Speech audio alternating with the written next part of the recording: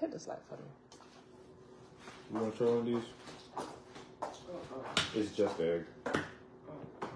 Sure. Oh, I forgot. You want to start your day eating anything?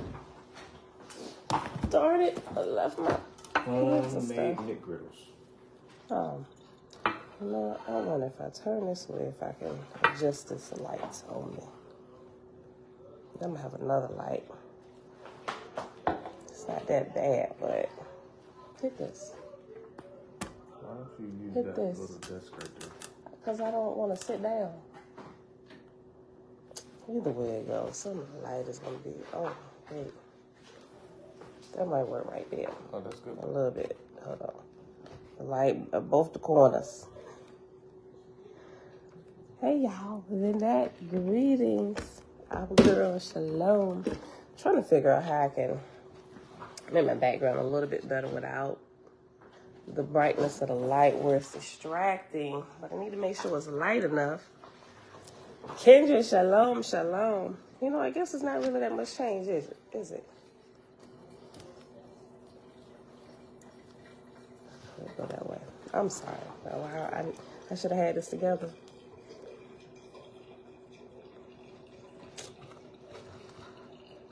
Either way it go. This looks like it's all yellow to me in the back. Maybe I should get my light to put behind here up here. I don't know. We're going to try it this way. Ema, Shalom, Shalom. Happy Monday, beautiful people. It's upstairs. Can you do me a favor? Can you get my cup with all my writing utensils in it, please? It's sitting on my desk. It's upstairs. I forgot to bring it back down. Hey, beautiful people. All right, happy Monday. You should really take this and try it. I'll take your word for it, son. It is Monday, November the 28th, 2022, day 274 of year 4 of reading through the books of the Law and the Prophets, and of the 4-year consecutive day count, day 1,294. Today, we're picking up in Oahspe on page 55. And this is, what book is that we're in? We're in the Synopsis of 16 Cycles, chapter 2. And when we get done, we're going to hop back over here to the Field Guide to the Spirit World on page 142. And Father, we thank you that you are faithful to your plan of creation, that when you put it in place, you know it's perfect, and you leave it alone and let it play itself out as things develop organically. In it, on it, around it, and all the in-betweens that we are still unaware of. All right, beautiful people. Hana, Shalom, Shalom. And everybody else here hanging out in the background. Top of the morning to you. All right, y'all. He bringing my pen. Hold on. Yes, thank you.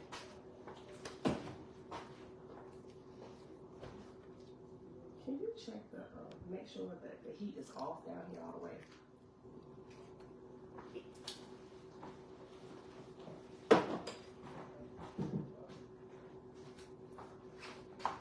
Because it seems hot.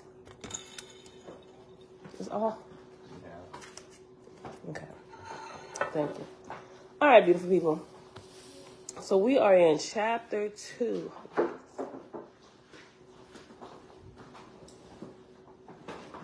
Hold on, y'all.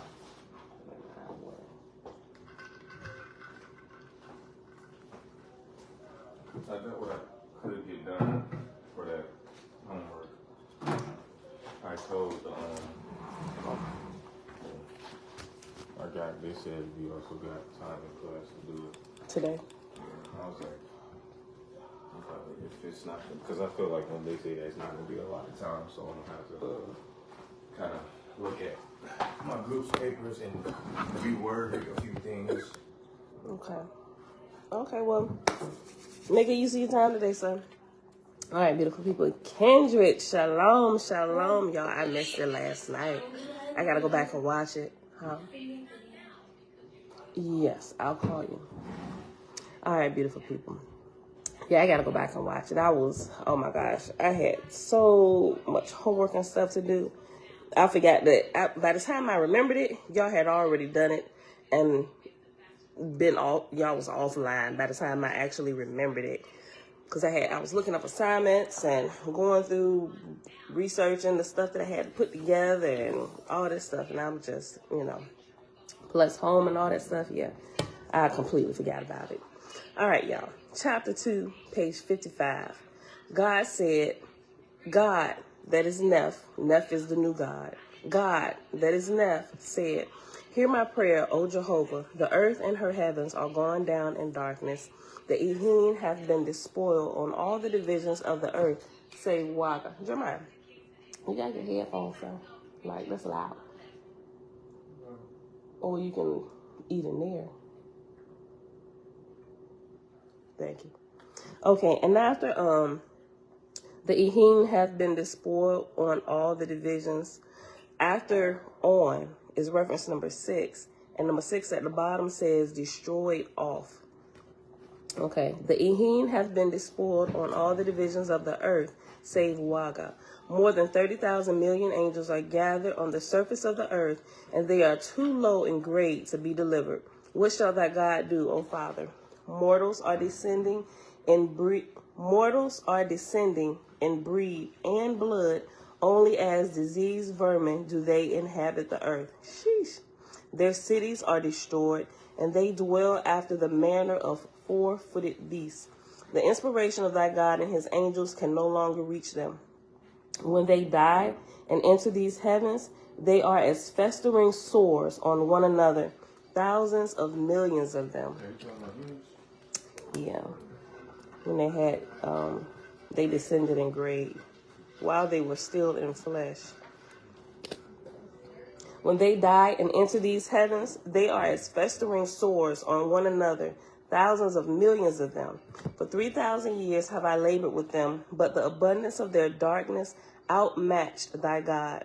What shall I do with them, O Father? How shall thy God deliver so great a carcass of death? But Jehovah answered not the prayer of God, left him to consult with other gods in the higher heavens, left him in darkness another 1,000 years. And after with other gods in the higher heavens is reference number 7. And in square brackets, it says, left him in darkness another 1,000 years. Imagine that, right? So a lot of times when we don't get answers that we think we should get from the Creator, we just like, do you even hear me? Yep, it probably means, how some people say if you don't get an answer, it probably means yes, no, or wait. Well, actually, if you get yes or no, that's an answer. But if you don't hear anything, that means wait, right? I would say the Father wants you to you should look at that a little bit better, right? And just waiting to see what you're going to do. Technically, he's waiting to answer you because the answer is probably already there. You're just not seeing it. You got to use your resources around you. That's like when my son asked me a question. Mom, say if he need to spell a word, but he has a phone, right? How do you spell such and such? And I just look at him like I could just rattle it off, right? I'm like, use your critical thinking skills. Because what if I wasn't right here? Who would you ask? Would you get a dictionary? Would you use your phone that's right in your hand, right? And you can ask Siri or you can ask Google because you got both of them. Or you can actually go to Google and type it in. Type in how you think it's spelled and Google will suggest to you the right spelling of what it thinks you're trying to spell, right? So it's probably one of those type things. And that's what it seemed like. Listen, verse 10. What shall I do with them, O Father? How shall thy God deliver so great a carcass of death? Now, he's current God of earth, right? It says in verse 11, but Jehovah answered not the prayer of God, left him to consult with other gods in the higher heavens, left him in darkness another 1,000 years. He like, use your resources, son.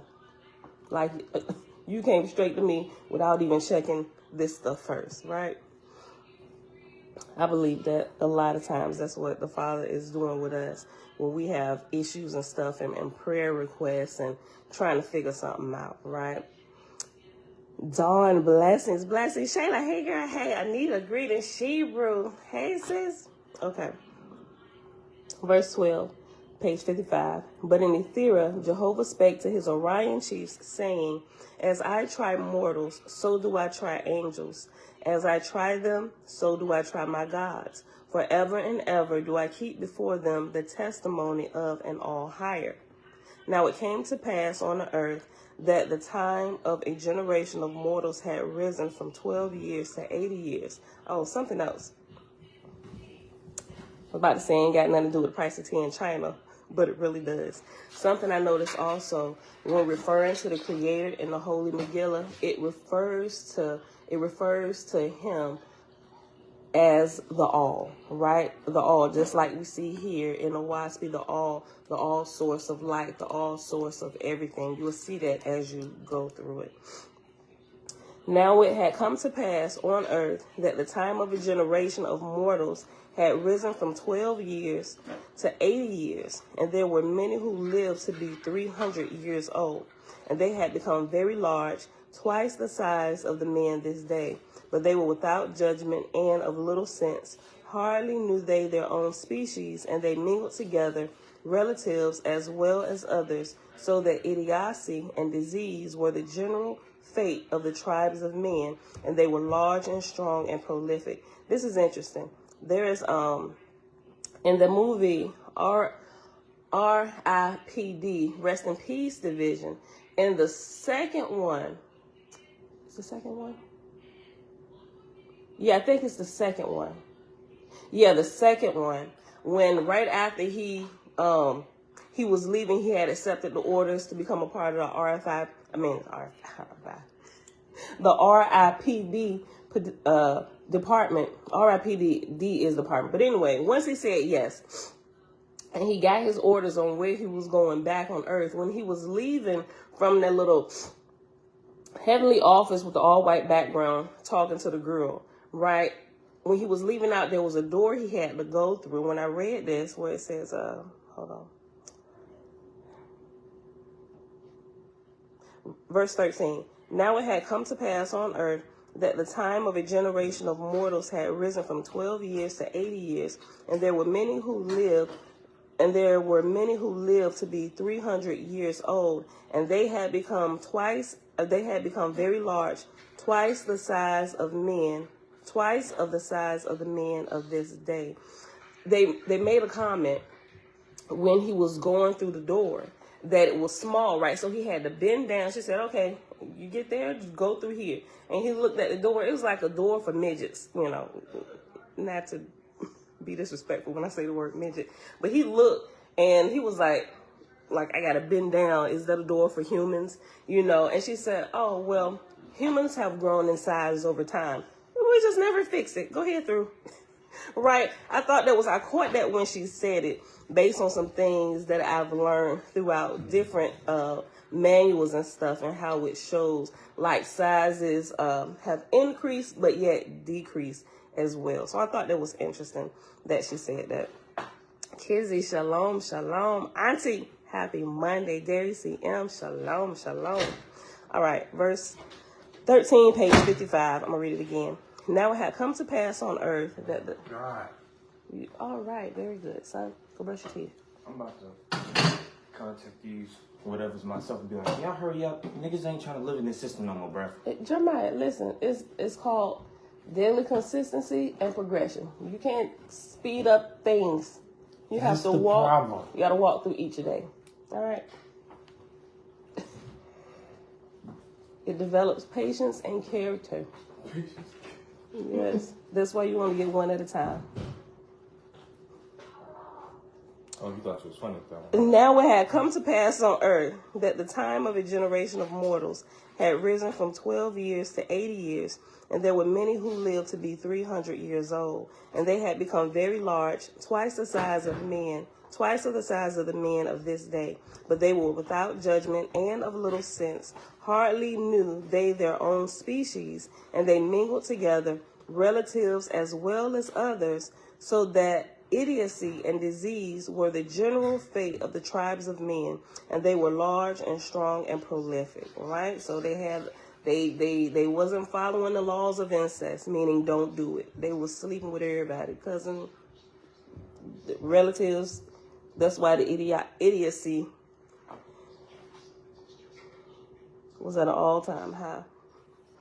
This then that followed is the grade of declension in the heavens of the earth.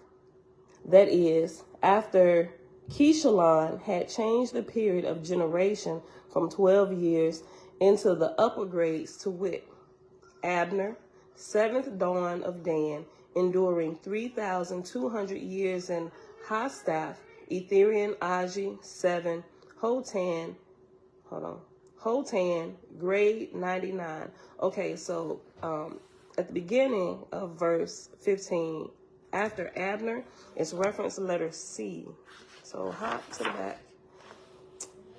Page 58, at the bottom, C says, the names listed through verse 23 are the Etherian administrators of the realms receiving the harvest at the end of each cycle.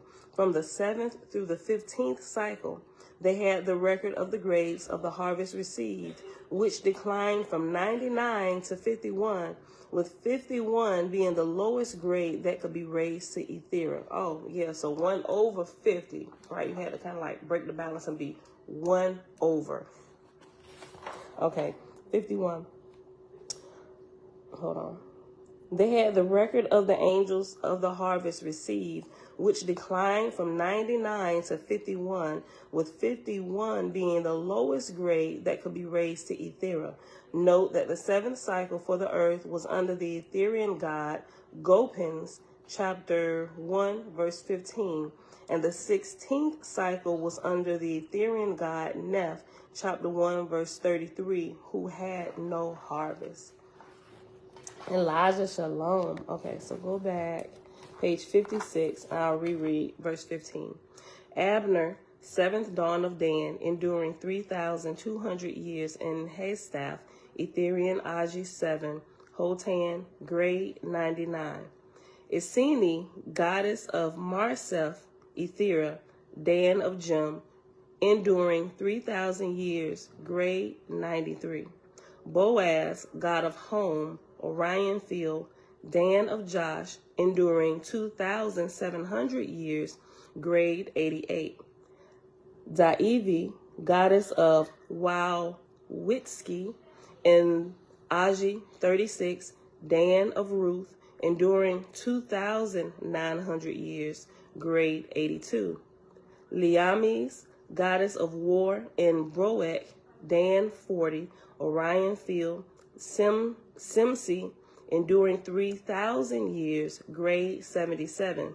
Devias, god of Hut, in Habak, Gia 22, Neth, enduring 3,100 years, grade 69. Royisius, goddess of Tamak, Bent, one of Hudu-outs, enduring 3,070 years, grade 61.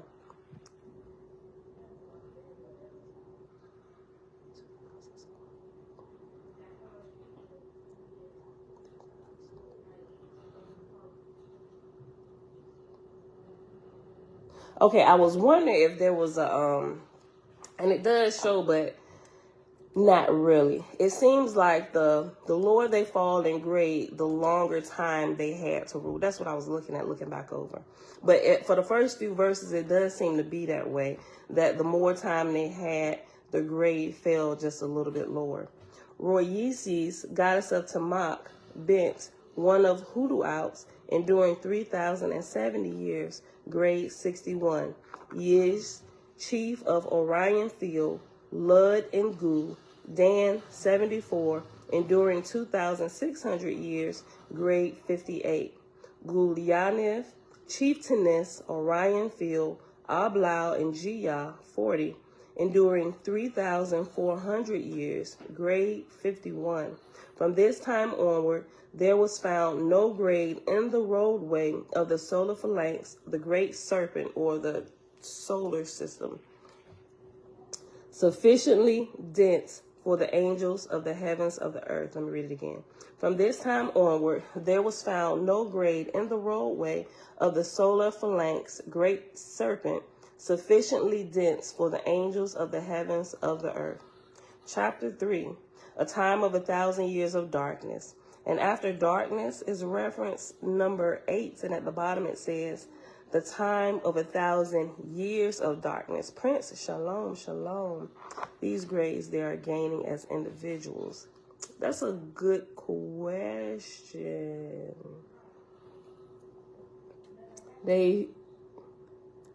I'm thinking,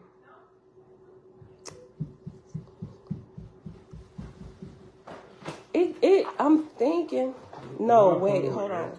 Tomorrow. Hold on, Jeremiah. I'm thinking. All right, son. Didn't I send you her number? Mm-hmm.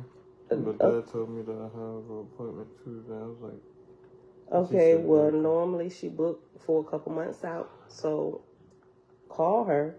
If you can't pull up her calendar, boy, you won't let me go? I appreciate the long hugs and stuff. Shebrew said, hey. She said, baby bro. No, she's talking to Prince. She said, Jeremiah, and put hearts. Okay. I'm thinking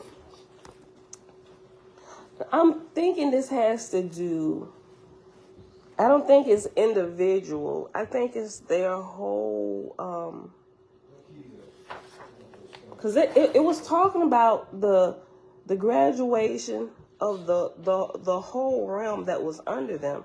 So I'm thinking during their time, that grade was for their class, so to speak, not individual. But they get I think they're graded. When you ruled, this was the grade of everybody.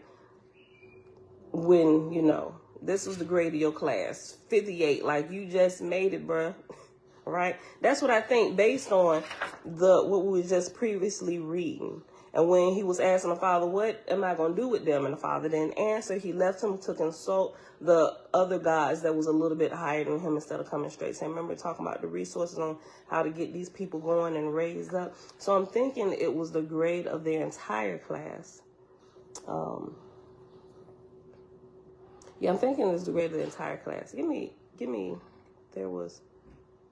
Yeah, from this time onward, there was found no grade in the roadway of the solar phalanx, great serpent, sufficiently dense for the angels of heaven of the earth. Yeah, I'm thinking it was for the whole class. Give me 1 second. I gotta put this air on. It is hot.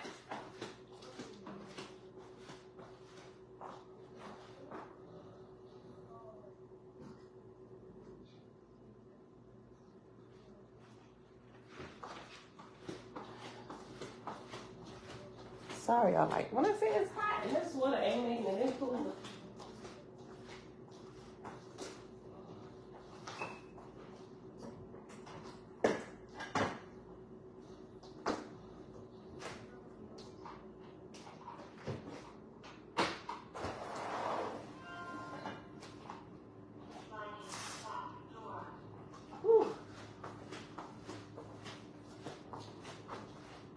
This heat works really good. I'm grateful for that. But I didn't realize I was going to get hot so quick. All right, y'all. Tabitha, hey, girl, hey. Okay, so let's go to chapter 3, page 56. Where we at? Okay. Well, this is a long chapter. It's actually the end of the book. So we'll finish reading this and then we'll hop over. It's only 3 chapters. Synopsis of 16 cycles. Okay. Chapter 3. A time of 1,000 years of darkness, and we just read the number 8, and that's in square brackets. The time of 1,000 years of darkness. Jehovah moved upon the Etherian worlds and the wide regions where traveleth the great serpent. His voice went forth, and amongst the counselors, the high ruling chieftains of the exalted kingdoms in the firmament, he spoke, saying, "Hear me, O ye chieftains. Be ye far-seeing in my traveling worlds, and alert to my words. Let me read the whole thing over. Hear me, O ye chieftains. Be ye far-seeing in my traveling worlds, and alert to my words. Behold, the red star, the earth, hath attained her maturity, but she is rank. And after rank, there's a exclamation mark and the number 9. And that 9 at the bottom, it says, but she is ranked, the same thing, but it's in square brackets. As a daughter cometh forth in the prime of life, so standeth the young earth in her glory. For 50,000 years hath she played her part as an ornament of heaven and a harvester of bright souls for my exalted regions in the firmament. And after, for 50,000 years, is reference letter D. And D on page 58 says, 50,000 years refers to the time from the first harvest to Ethera under Sathantes through the 16 cycles. It does not refer to the time from the creation of mankind. Hold on, I gotta take this off. This is too much. It's hot. Can't do it. I already got this head wrap on. About to pass out. Okay. All right, y'all. Let's go back. Hold on. Let me read verse 2 again. Hear me, O ye chieftains, be ye far seeing in my traveling worlds, and alert to my words. Behold the red star, the earth, hath attained her maturity, but she is rank. As a daughter cometh forth in the prime of life, so standeth the young earth in her glory. For 50,000 years she hath played her part as an ornament of heaven, and a harvester of bright souls for my exalted regions in the firmament. Gather together, O ye Orion chiefs, and ye Etherian goddesses, and ye that dwell in the roadway of the great serpent. Call ye a council of my everlasting rulers of worlds, and of them that plant my Aegean gardens, and my Gian fields, and of them that whirl my nebulous vortices in the firmament. The voice of Jehovah extended across the wide universe, and those who were high raised in the management of worlds heard and comprehended. And there assembled in the Etherian gardens of Sinea, near the roadway of the solar phalanx, millions of Jehovah's highest, and the place was a park larger than 100 times the earth, and round about on every side lieth the crystalline borders of the Etherian worlds. And when they were assembled, Jehovah spake out of the light inherent, saying, 16 times have my Etherian host redeemed the earth and her heavens from darkness into light, and yet ere the end of a cycle she falleth again, and her atmosphere with her. And now it have come to pass that her heavens are filled with thousands of millions of spirits that know not me and my emancipated worlds. Speak ye, O gods and goddesses. It's time to give account, like, what's going on down here? Look. Thereupon, verse 7, page 56. Thereupon Sutlu said, O Jehovah, I have heard, I have beholden. Too prolific is the earth, the young daughter of heaven. Too prolific is the red star of the firmament. Next spake Kawaha, saying, Thou hast spoken, O Jehovah. Too prolific is the rich earth, O Father. Her mortals are overpowered by her atmospherian host. Her people build up cities and nations for a season after dawn. But soon they are overflooded by Phaetons and Druhas, and the mortals devour one another as beasts of prey. So in order for this to happen, one of y'all got to be sleeping on your job and slipping, because why are they even allowed to go back, to see their mortals? They getting away from y'all. So it seems like there's a breakdown in communication up here, right? Because y'all are the administrators over this down here. Yet you're blaming them, right? They got to take some of the blame, but it seemed like everybody passing the buck to me. I don't know. Hold on. Verse 9. Chijong said, Her people have tilled all the soil of the earth and covered it over with cities, but where are they? Her people have been learned in the matters of heaven and earth, but their knowledge is dissipated by the dread hand of war. Duida said, Her people become wise in a day, but on the next they are fools. One generation becometh skilled in books and in knowledge of the sun and moon and stars, and in the mathematics of corporeal things. But a generation followeth, and lo, her people are cannibals again. Galzin said, I have heard, O Jehovah, I have witnessed, O Father. The red star is too prolific. She is like a garden too rich. Her products are overgrown, and they fall down and doubly enrich the soil again to reproduce an imperfect giant stalk that is barren. So are her sons and daughters. They all run to earthly substances. Luan said, Great Spirit, I have heard, I have seen. We gather the earth's harvest for thee, O Jehovah, but they are small. We gather the earth's harvest of dark spirits, O Jehovah, and they are 10 times larger. Behold, there is no balance between them. Thus spake the gods and goddesses, till thousands of them had spoken. After that, the voice of Jehovah spake, saying, Ye are blessed, my sons and daughters. How can ye bequeath the administration of the earth and her heaven to the earth-born, till she is made suitable as a gift from my hand? Now hear me, O my sons and daughters. 5 great divisions of the earth have I made, and they have all been inhabited over and tilled by mortals. Yea, on all the divisions of the earth there have been great cities and nations, and men and women of great learning. As oft as they are raised up in light, so are they again cast down in darkness, because of the great desire of the spirits of the dead to return back to the earth. These Druhas return to mortals and fasten upon them as feudals or as familiars, and inspire them to evil.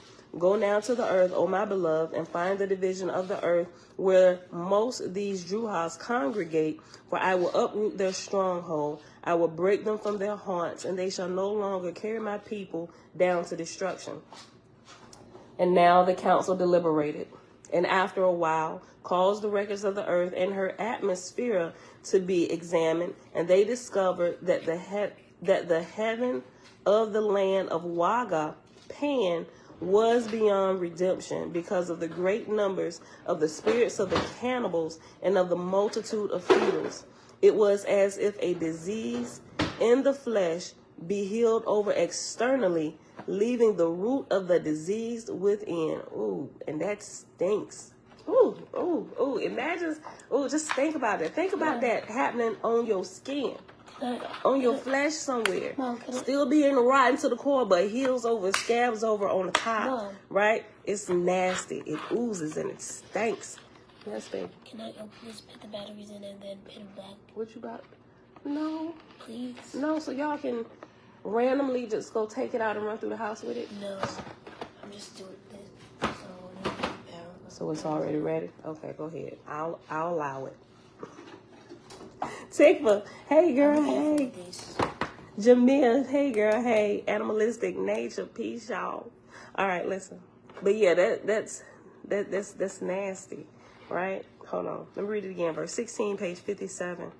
And now the council deliberated, and after a while caused the records of the earth and her atmosphere to be examined. And they discovered that the heaven of the land of Waga, which is Pan, was beyond redemption, because of the great numbers of the spirits of the cannibals and of the multitude of feudals.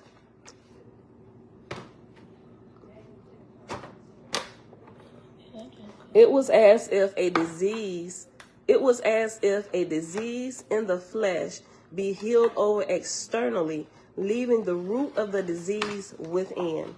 So was Waga and her heaven.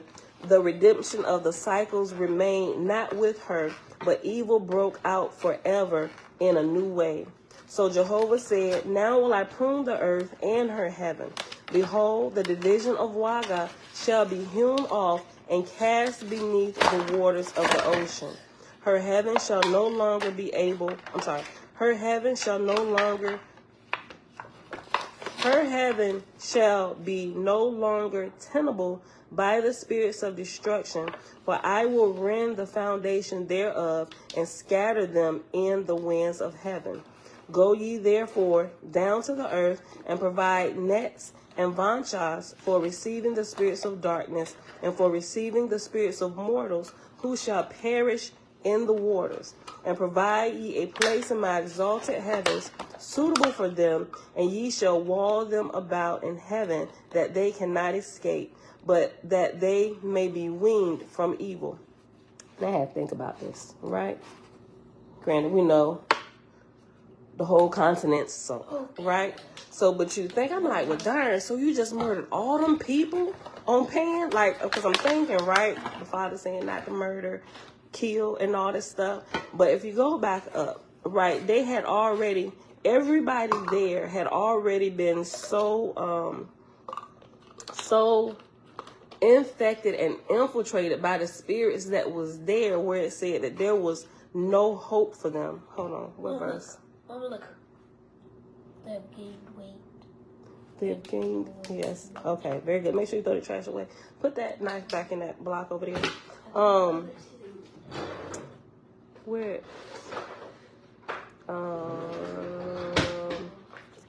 What? Maybe I went too far back. Hold on. That's it. Division. Congregate no longer.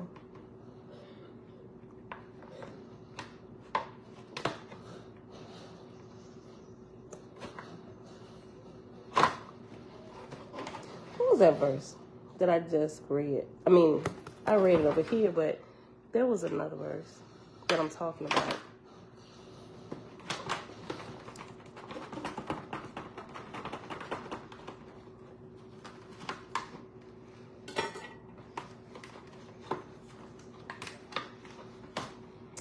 I have to come back to it. It's something specific I'm looking for. I don't know, I'm probably just looking over it. Okay. I'll just go back up to 17.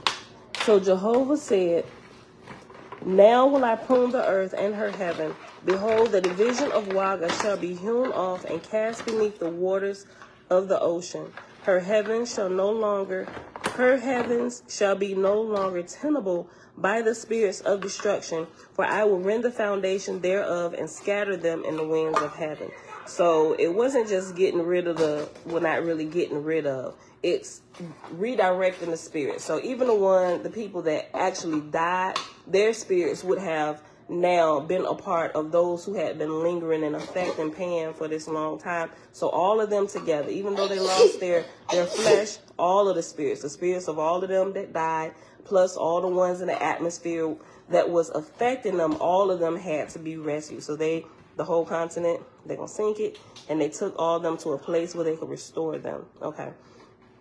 So Jehovah said, now will I prune the earth and her heaven. Behold, the division of Waga shall be hewn off and cast beneath the waters of the ocean. Her heaven shall be no longer tenable by the spirits of destruction, for I will rend the foundation thereof and scatter them in the winds of heaven.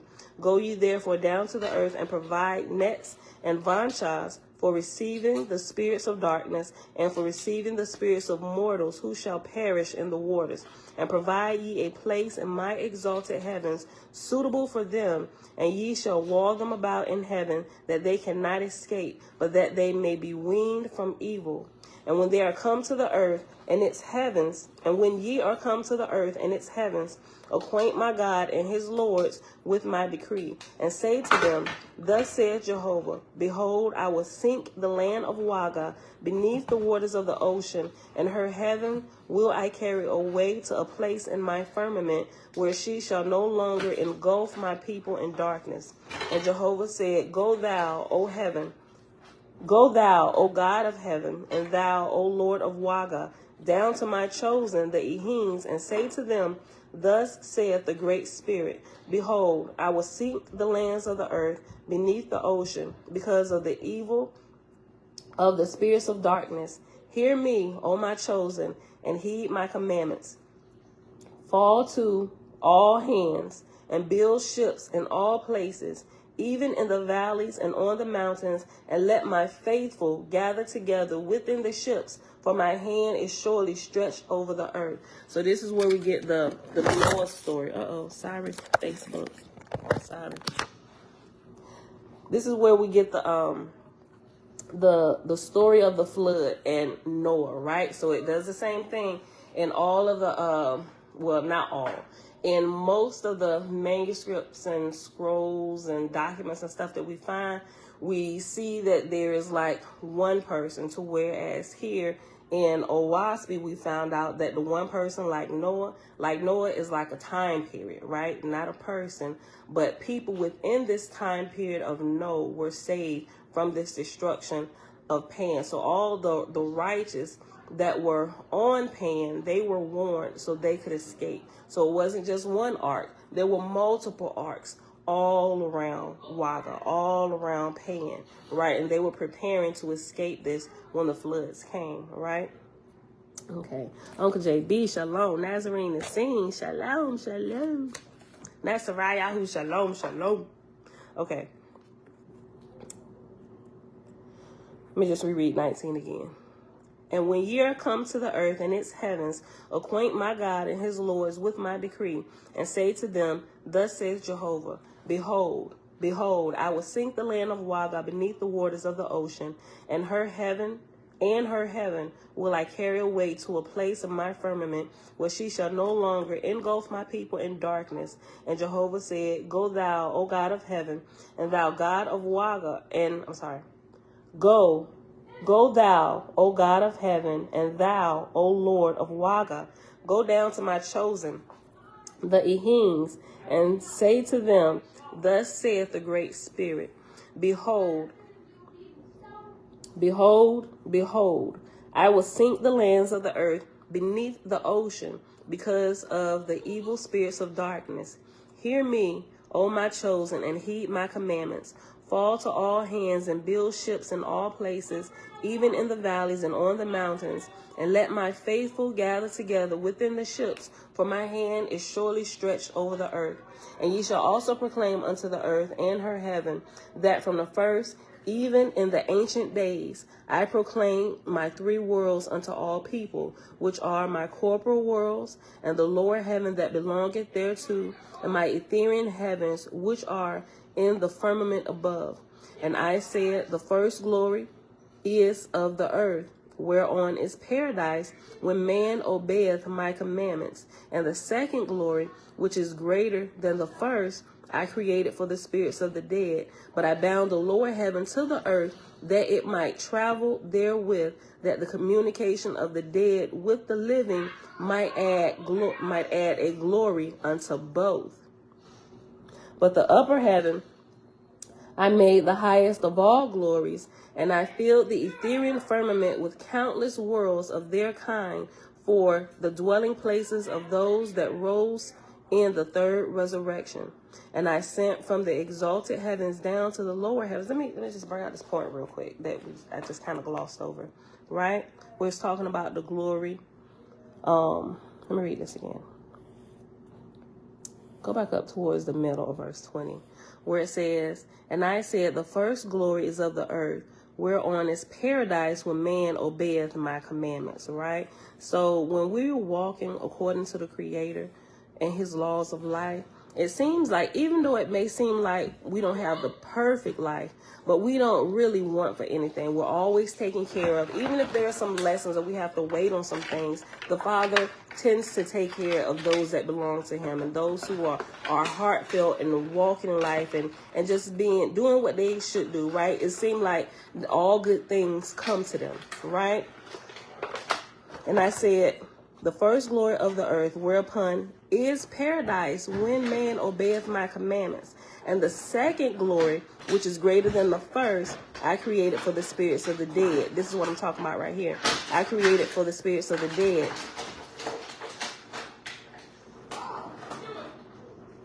You done? Are you done? Are you done? Just leave it. We'll get it in a minute. Thank you. And the second glory, which is greater than the first, I created for the spirits of the dead. But I bound the lower heaven to the earth, that it might travel therewith, that the communication of the dead with the living might add glory unto both. right? And when I read that, I think about how people are having these out-of-body experiences. They're able to test things in the spirit world with the out-of-body experiences, astral projection, remote viewing, whatever you want to term it, right? They're able to test that second type glory so that it can add wisdom unto us. And as we add the wisdom that we learn from there to us, we can in turn help them and help raise them up. That's what I thought about. That was the point I wanted to bring out. So I'm going to just read the whole verse 20 again, and I'll keep going. We're on page 57.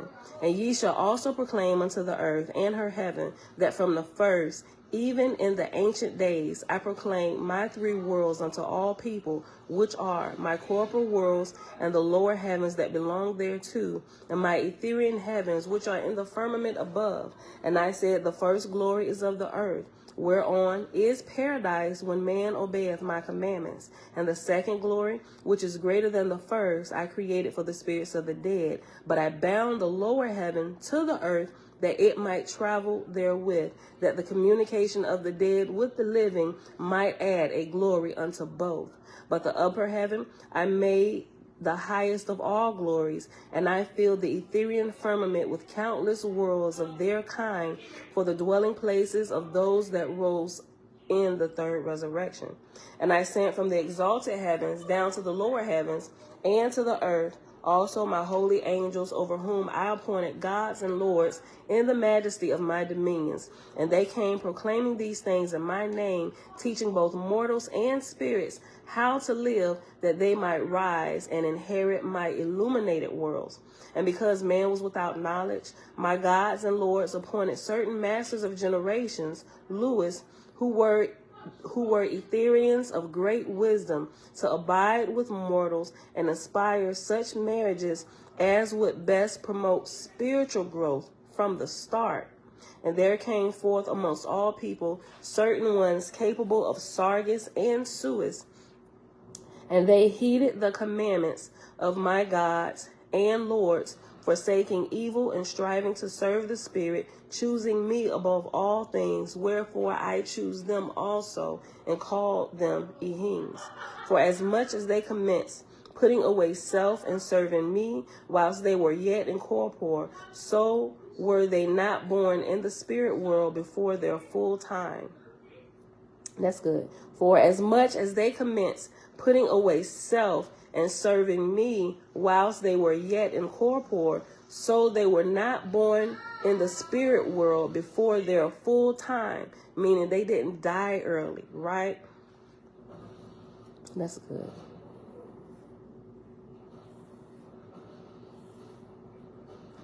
For as much, verse 23, page 57.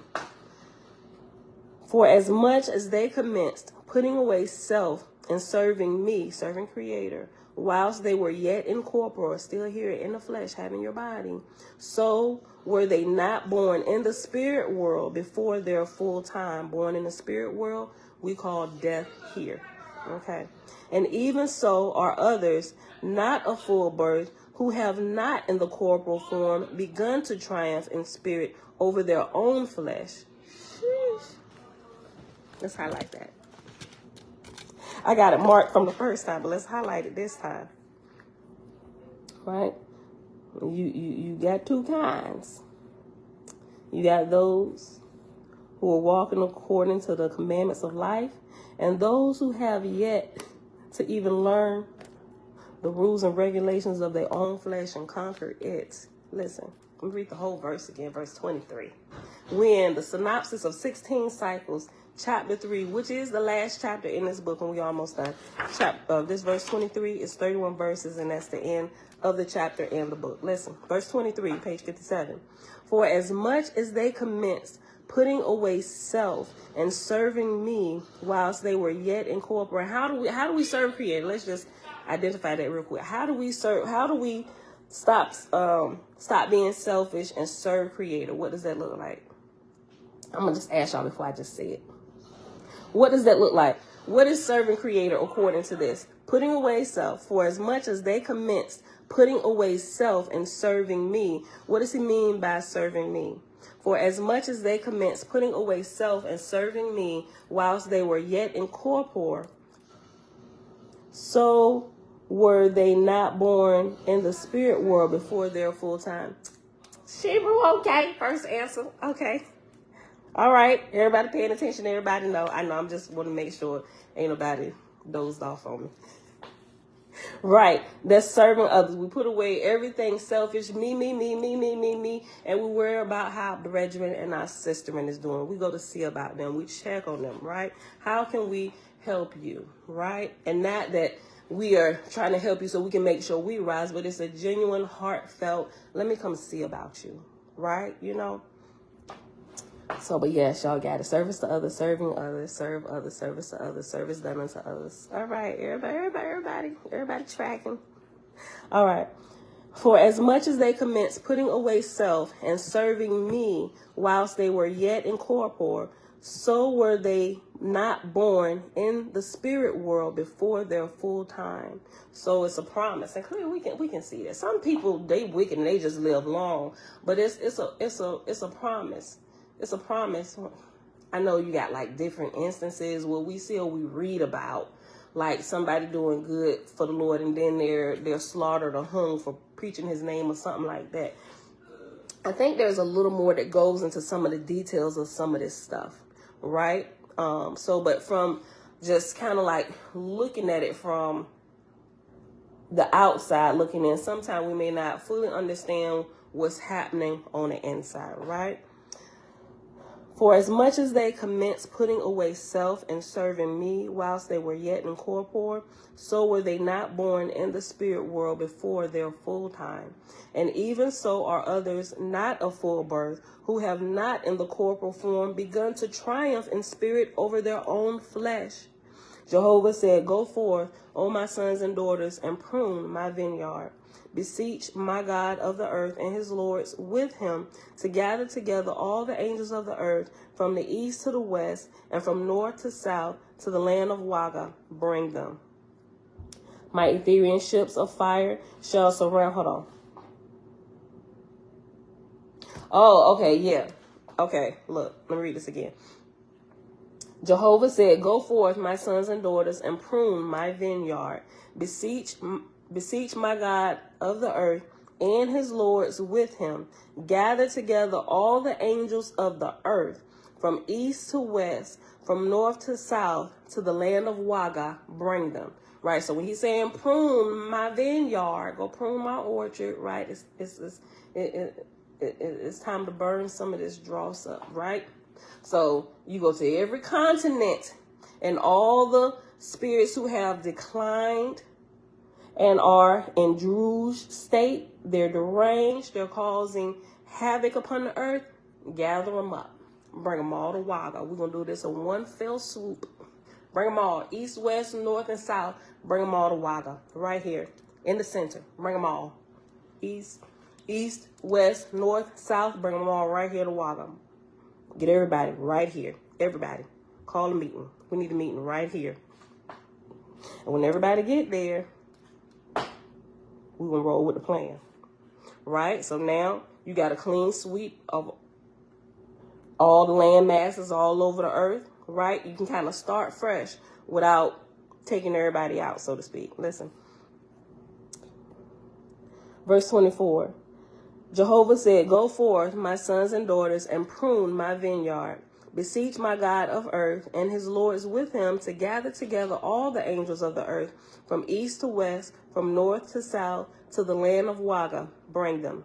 My Ethereal ships of fire shall surround Waga on every side, and I will cut loose the foundations of the earth at the borders of the ocean and the mountains of Gan, nor shall any prop or cornerstone stay my hand. Right. So here is what we learned the first time we was reading through. This is what caused the major deluge, where you have the flood stories in all the world, right? But they tell you the flood story without telling you about Pan, and just tell you that there was an angry God that got pissed with everybody on the earth and decided to wipe everybody out except for the righteous.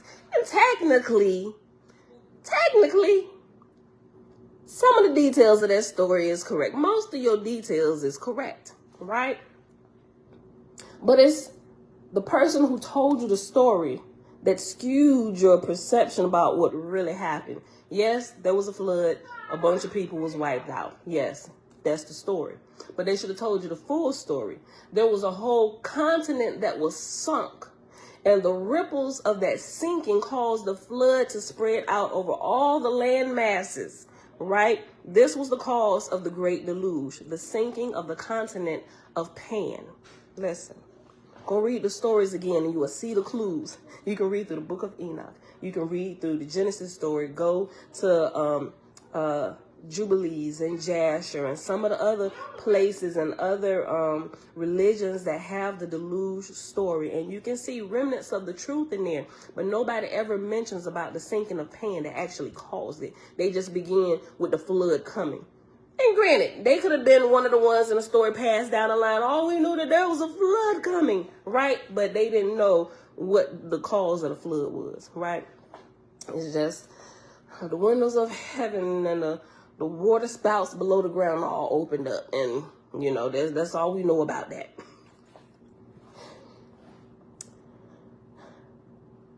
Verse 25, beseech my God of the earth and his lords with him, to gather together all the angels of the earth, from east to west, from north to south, to the land of Waga. Bring them. My Etherian ships of fire shall surround Waga on every side, and I will cut loose the foundations of the earth at the borders of the ocean and the mountains of Gan, nor shall any prop or cornerstone stay my hand. And I will send rains and winds and thunderings, and the waters of the great deep shall come upon the lands, and the great cities shall go down to be swallowed in the sea. And the rich valleys of Mai, M-A-I, and the rich valleys of May, with her 1,000 cities, shall be rent with the madness of men and women fleeing. Your dad bought them.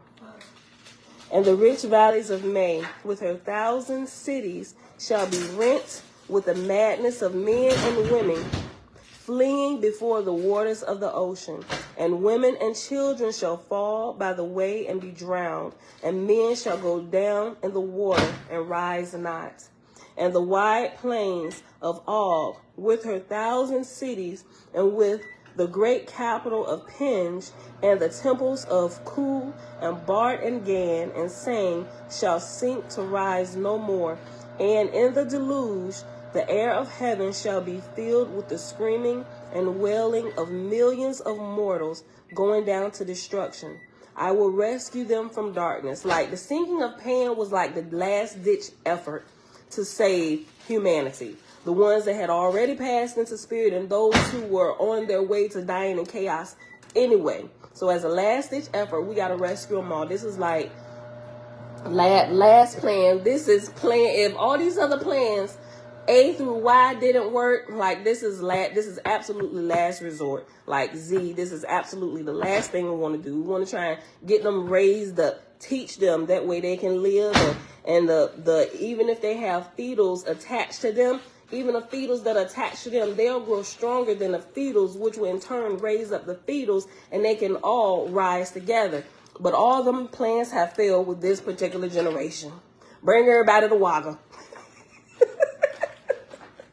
That's horrible. But that's what happened. When you hear bring everybody to Waga, we know Plan Z is in effect. Plan Z is in effect, my G. And the wide plains of Og, with her 1,000 cities, and with the great capital of Pinj, and the temples of Ku and Bart and Gan and Sang, shall sink to rise no more. And in the deluge, the air of heaven shall be filled. You are just, boy, you just want to play with stuff that make noise. And in the deluge, the air of heaven shall be filled with the screaming and wailing of millions of mortals going down to destruction. I will rescue them from darkness. I will carry them to Oahspe regions, which I previously created for spirits of darkness, and I will appoint over them gods and goddesses to teach them of me and my kingdoms. Even in this, our Creator is so merciful. Even people who think that they're going to hell, eventually they are. That's just kind of, we can call it like a temporary holding spot until we can figure out what place best suits you. You hot? Yeah, I came down here, it was burning up. I cut on air. I see. Took my jacket off. Like it was hot. Like the thing said 78 degrees. Normally it's freezing cold down here. That's why we come down here with my hoodies and stuff on all the time. You don't put on heat though. Yeah, I know. But it was hot. I know it feels good right now. Okay. Hold on. Verse 29. I will rescue them from darkness. I will carry them to Oahspe regions, which I previously created for spirits of darkness, and I will appoint over them gods and goddesses to teach them of me and my kingdoms. And the earth and her heavens shall take a new start amongst my habitable worlds. Thus have I provided labor for my high raised angels in the places I created, saith Jehovah. And that is the end of chapter 3, and it's also the end of the synopsis of 16 cycles. And there is a plate here, plate 4. It's the earth and its atmosphere and heavens. And in it, I'm gonna show you, it looks like an eye, really. Like zoomed in the multiple levels of it. And it has the letters going around it. So I'm gonna read the letters and I'm gonna show you the picture or the plate. E represents Etheria, right? So Etheria is like the outermost region, right? The outermost region, and you can see E's at the north, south, east, and west points. And then B is the periphery of the Earth's vortex. This line was called by the ancients the bridge of Chinvant. With all this area, all within this area is called atmosphere. The center is the Earth. O is the ocean. 1, 2, and 3 represent atmospheric plateaus. The OOO with a line through it represents atmospheric oceans. Okay, so this is for Facebook. Let me move this. Right there. All right. You too. All right, son. Love you. Drive safe. Okay. All right. So that is that. So we're done with this, and we'll take a few minutes and read a couple pages in the Field Guide to the Spirit World. I don't think we're gonna get finished with this chapter because I think we got a little bit more to go. Hold on. So grab it and hop over to page 142, Purgatory. Right? Temporary holding spot. So we get you to where you can best be taught. Let's call it that. Until we can get you to where you can best be taught. So you can rise up higher than your current state of idiocracy. Page 142. Okay, so yesterday we left off by reading table 6.1, which was headaches, signal, entity, intrusion, and bizarre homicides. So it's 2 pages with lists of different people who had different types of headaches, the nature of them, and the signs that they showed of being overshadowed, right? Like hearing like the voices of the devil, what they call that, or different things that people who are degraded in spirit, they do, like the cursing, stomping, things of that nature, right? Automatism, sleepwalking, lost time, all that type of stuff. So that's what we left off at, reading that chart. And picking back up on page 142, to man of the West, headaches are just headaches. But in much of the third world, ailments of every kind are regarded as provoked by spirits. often their own deceased but restive kin. In the peasant societies surveyed by Crappizzano and Garrison, 1977, page 289, spiritualist cults are an accepted part of life, and headache sufferers know they can turn to them when all else fails.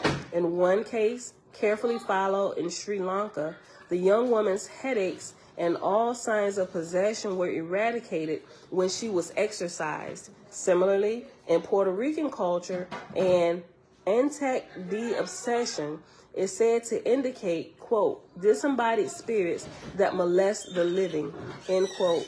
When one such entity was identified, he confessed through the medium of the spiritualista to the various ills he had caused: headaches in the frontal and occipital lobes, stomach problems, pains in the kidneys, clouded visions, and accidents. After the confession, a protecting spirit of the medium took the entity, off to a spiritual school. That's interesting. Also, I noticed when we, if you'd probably already read through it already, but once we start reading through the Essenes Gospel of Peace, when it starts talking about like the angel of the air and the angel of water and the angel of peace, and start talking about how they relate to the body and clean out, and you begin to literally take control of your flesh in our body as devils, right? Which makes sense, right? Because different things have been linked to demonic possession. Meat eating is being one, right? So when you do that, you open yourself up to these type of ailments, which that labels like demons, and we'll call them, and we kind of sanitize everything was parasites and stuff. And, you know, granted, you got physical parasites that begin to form in your body, but attached to them is also spiritual entities. And then you get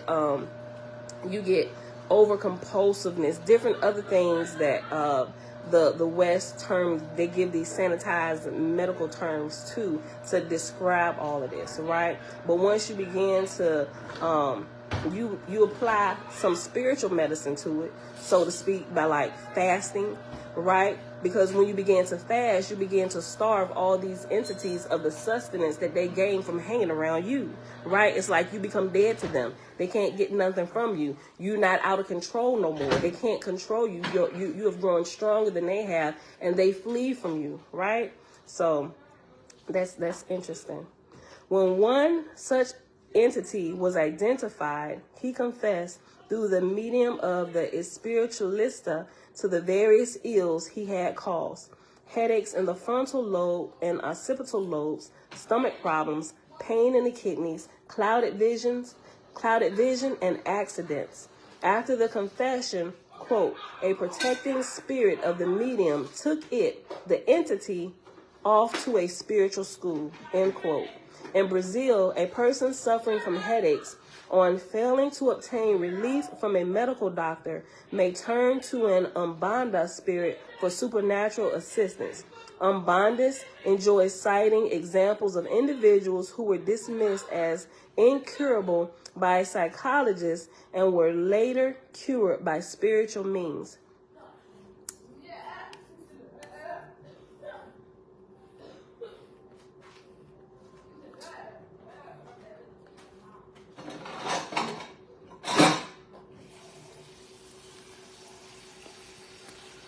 I was checking to see if my mama had came in. Ma, you here? I was gonna ask you something. Okay. Moroccans say, quote, you can only see the jinn, Jinn, a class of spirits, when you're asleep, end quote. When a fellow named Muhammad was, quote, struck by a jinn, end quote, he held the jinn responsible for his dizziness, his depressions, his dreams, and his headaches. In Senegal, a priestess-to-be in the cult of ancestral spirits was stricken with her, quote, initiatory illness, end quote. She felt her, quote, head splitting in two, end quote. A rite was then performed, and soon after she began to develop her own healing powers. In Egypt, A woman named Aziza became ill soon after the death of her beloved brother. Stomach trouble, swollen legs, and headaches that followed bad dreams. Quote, Aziza's case shows general characteristics of possession. End quote. The possessor was appearing in her nightmares, running after Aziza, chasing her. Then Aziza wakes up with a headache. Whereon the sheikh recommended a ceremony of reconciliation, or sulha, and the rite of zar, to remove the spirit that had gained access to the host in her weakest moment. Often this means moments of unconsciousness. When Aziza had heard that her brother died, she fainted. It was after that loss of consciousness that she began to have the frightening recurrent dream. Crapazano and Garrison, 1977, page 289, page 410, page 397, page 340, page 113, page 102, and pages 184 through 85. Miss Amazing Wonder, shalom, sis. Page 143, nightmares. The most obvious and pervasive time of unconsciousness is, of course, during sleep. As Aziza's story unfolded, it was learned that in countries where the Zar is practiced, Egypt, Sudan, and Ethiopia, the spirit usually becomes visible only to the one who is clairvoyant or to the dreamer. It is also a fact that in Jordan, people often dream of the jinn. Jinn possession via nightmares is well known in that country, and ritual specialists are available to exorcise the disturbing spirits. Jinn in parts of Africa are called Al-Injinu or Ya-Injini. Ya-Injini, I think. While in Arabic, Jinn is the figure to whom trance states are attributed. They speak and act through the entranced subject, which sounds almost like a description of MPD, or multiple personality disorder. The multiple Eve, Chris Seasmore, had violent nightmares followed by sleepwalking episodes. Why do multiples suffer such troublesome dreams? These are the dots that psychology can't or won't connect, leaving the most important questions unanswered, or giving as a non-answer, we simply do not know. More research funding is needed. Nevertheless, there is an answer in sight, but only if altered states of consciousness are given full recognition. Perspective is part of this. Quote, much of the world, end quote, observes Stafford Betty, 2012, page 35, is a, quote, much of the world, observes Stafford Betty, 2012, page 35, is mystified by the West's refusal under the spell of scientific materialization to acknowledge the existence of spirits, end quote. One of Henry Hawksworth's authors, Peter, only came out when Peter was asleep. And that is scary, right? I mean, you sleepwalking, G. You done woke up and you standing at the top of the Empire State Building in your pajamas. How did you get up there? And how is you going to get down? Right? One of Henry Hawksworth's authors, Peter, only came out when Henry was asleep. Billy Milligan, the multiple with 24 altars, was often in a trance as a boy. Dr. Brown observed that Billy's voice was, quote, almost trance-like, end quote, sort of robotic. Billy just stared at him. Quote, what are your feelings, end quote, Brown asked him. Quote, like a dream that comes and goes, end quote, Billy replied. Quote, I see lots of things that aren't real. Hey, I'm the only kid who can take a trip without LSD. I get these nightmares that I can't describe. My body feels funny, and I'm real light and airy. There are times I think I can fly, end quote. OBE, ASC, genuinely psychotic, not according to Dr. Brown's diagnosis, which ignored the paranormal component entirely.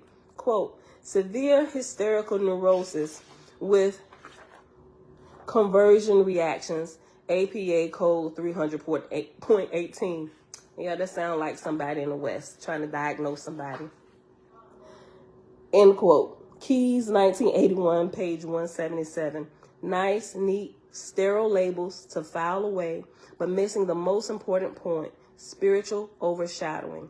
Dr. Hartman, 1984, page 159 and 147, came a little closer to the truth in identifying the nightmare sufferer's, quote, thin or permeable ego boundaries, end quote. The sense of being a solid self, quote, was less firm in the nightmare objects. The sense of being a solid self, quote, was less firm in the nightmare subjects who experienced not quite feeling themselves, not knowing who they were, not feeling their body was their own, end quote. Another multiple, Alex X, had, quote, screaming nightmares that tortured his sleep, gory mutilation nightmares accompanied by cold sweats and feelings of immense loneliness, also plagued by black pictures fast-forwarding through his mind, end quote. C. Smith, 1998, page 73 and 138. Yet another multiple, Toby complained that nightmares kept her up all night. People were chasing her, hurting her. When Dr. Mayer set out to track down Toby's most reliable altar, he came upon, quote, not one, but a trinity. They claimed they were from the spiritual world, end quote, whereon Mayer confessed that he was, quote, no expert on the spiritual world, the afterlife. Quite frankly, the subject confuses me, end quote. He would be in his comfort zone with, quote, some scientific explanation for such phenomena, end quote, as if the spirit of man were unscientific. And it has an asterisk. And at the bottom, the asterisk says, even though the human soul is as real as the flesh and blood body, it cannot be defined or demonstrated scientifically. Psychology pretends to provide a scientific explanation of human behavior, yet that is clearly impossible. Hunt and McMahon, 1988, page 163. Go back up. Okay. Yet the Trinity having surfaced, Mayer wanted to know, who are you? Quote, we come from beyond, end quote. Go ask Dad. Oh, so you put it back instead of going to ask Dad. Because you know he's going to say no. Or you going to go ask? Go, all right, go ahead. Who are you? Quote, we come from beyond, end quote. They replied, quote, we're not part of her, end quote, i.e. not her other selves.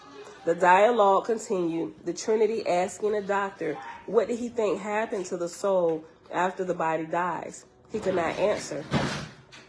He admits, quote, they treated me with patronizing disdain. Quote, your spiritual awareness is that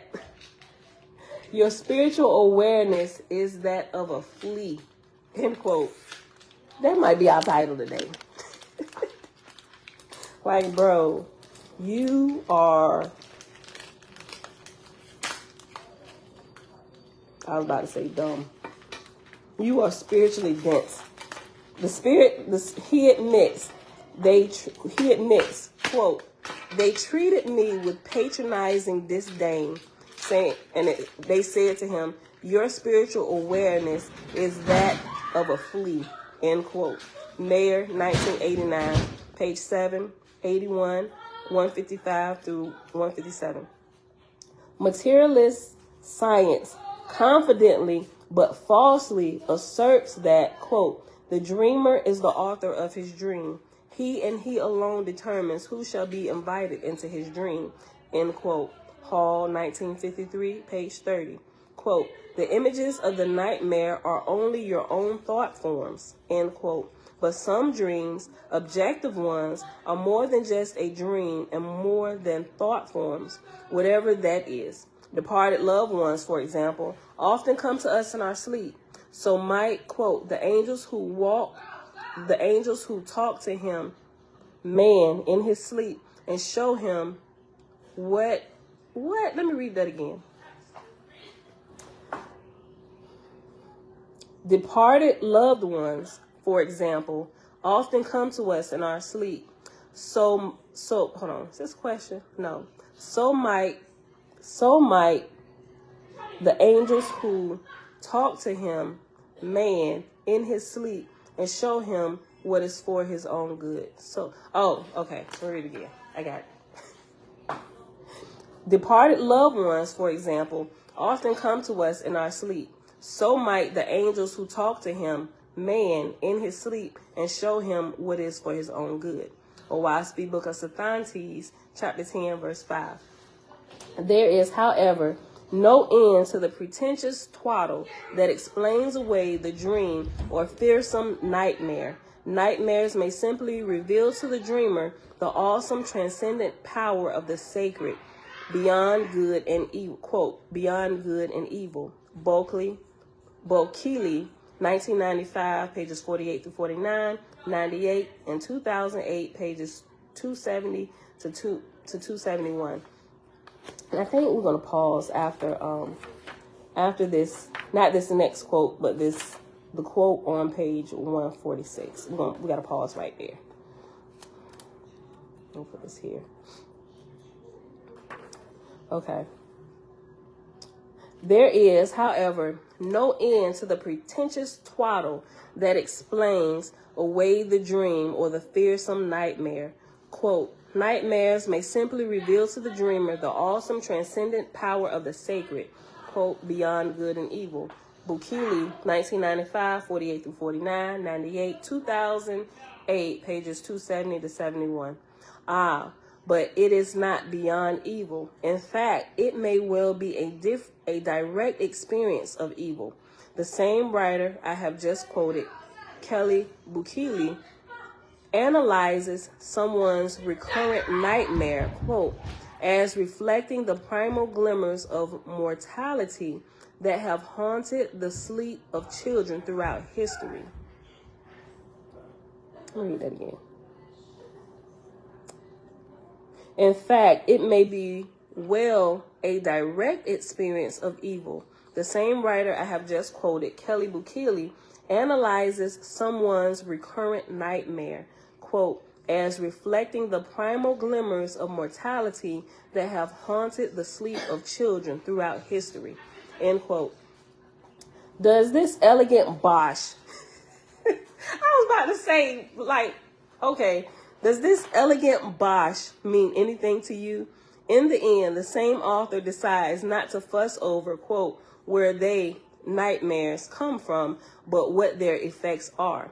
Quote, nightmares function as signals of a disruption in the dreamer's relationship with the sacred. Their nightmares show them, the dreamers, the dangers of approaching the sacred without proper caution and respect. End quote. Bulkeley, 2008, page 50. Twaddle. Yet, isn't it strange that Bulkeley, the author of this sappy guesswork, she pretty much saying this is garbage, what she just said. Twaddle. Yet, isn't it strange that Bulkeley, the author of this sappy guesswork, pushing nightmares off into meaningless metaphysics and sanctimonious New Age babble, quotes from the story of a devout Muslim who helps a demon-infested patient. Quote, aha, the Muslim concludes, it is a bala, demon that is attacking you, end quote. The Muslim then proceeds to do a ritual clearing, and it happens that an onlooking Indian psychoanalyst notes the result of the Muslim's work. The analyst's own therapy on the same patient had been ineffective. He quips, quote, as far as a quick cure of this particular patient's symptoms is concerned, I must admit that the score stands: demonology 1, psychology 0. But Bulkeley's specialty is, quote, objectivity, end quote, the school of neutrality, de rigor in Western science. After providing the reader with a wealth of religious traditions that teach, quote, that during sleep, people are vulnerable to attack from malevolent spiritual beings, end quote, and also after finding a, quote, close match, end quote, between the modern nightmare and the pre-modern view of, quote, spiritual attack, end quote, in sleep, he slowly begins backing off in true academic evasion, arguing that we don't have to, quote, get bogged down in debates over natural versus supernatural causation, end quote. But this is precisely the issue that must be reckoned with, quote, a pragmatic approach like mine, end quote. I'm sorry, it's not, end quote. Quote, a pragmatic approach like mine, Bukele tries to convince us and himself, sets aside metaphysical controversies, end quote. Cop out. Instead, he offers the statement of life. He offers the student of life the bland and meaningless alternative of, quote, an empirically based phenomenology of recurrent forms, functions, and personal meanings of human dream experience, end quote. What does this pile up of words really mean? I love Susan. Listen, she like Bosh, Twaddle, Poppycock. What does this pile up of words really mean? The Smarmy argument, moreover, includes the false claim that his view of therapy, psychology, is aimed at healing, quote, the whole person, end quote. The whole person without the big picture, without the gestalt, without the soul. I don't think so. Using the, quote, pragmatic approach, end quote, to nightmares, he sets, quote, aside the metaphysical concepts used in different religions, end quote, i.e. the concept of the soul, pointing instead to some abstract, quote, greater existential self-awareness, end quote. Sounds pretty metaphysical to me as the solution, but no thanks. The school of neutrality succeeds only in talking its way out of the real issues, a jumble of phrases that signify nothing. Bukele, 1995, page 48 to 49, 98, and 2008, page 270 to 271. Quote, the demon theory will have its innings again, end quote. And that's William James. Can we honestly believe that these alleged thought forms can come to terrorize us in sleep? That is what psychology is telling us. Quote, the remarkable images he has crafted, emphasis added on he has crafted, often defy his understanding, end quote, according to Montague Ullman on Dreamers, 1999, page 6. But why would human beings, whose basic instinct is supposedly survival, bother to, quote, craft, end quote, these horrendous threatening images in his sleep?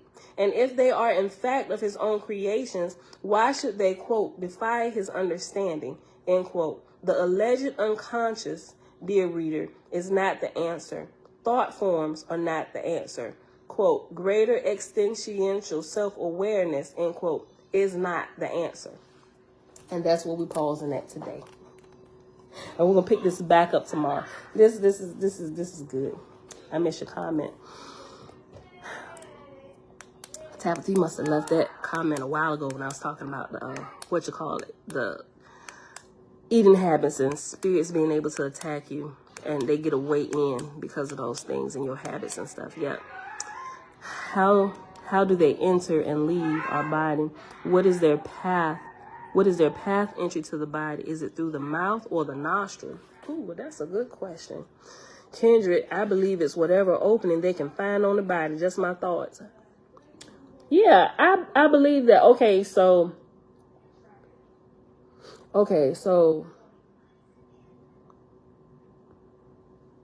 I guess you can kind of look at it in a couple different ways.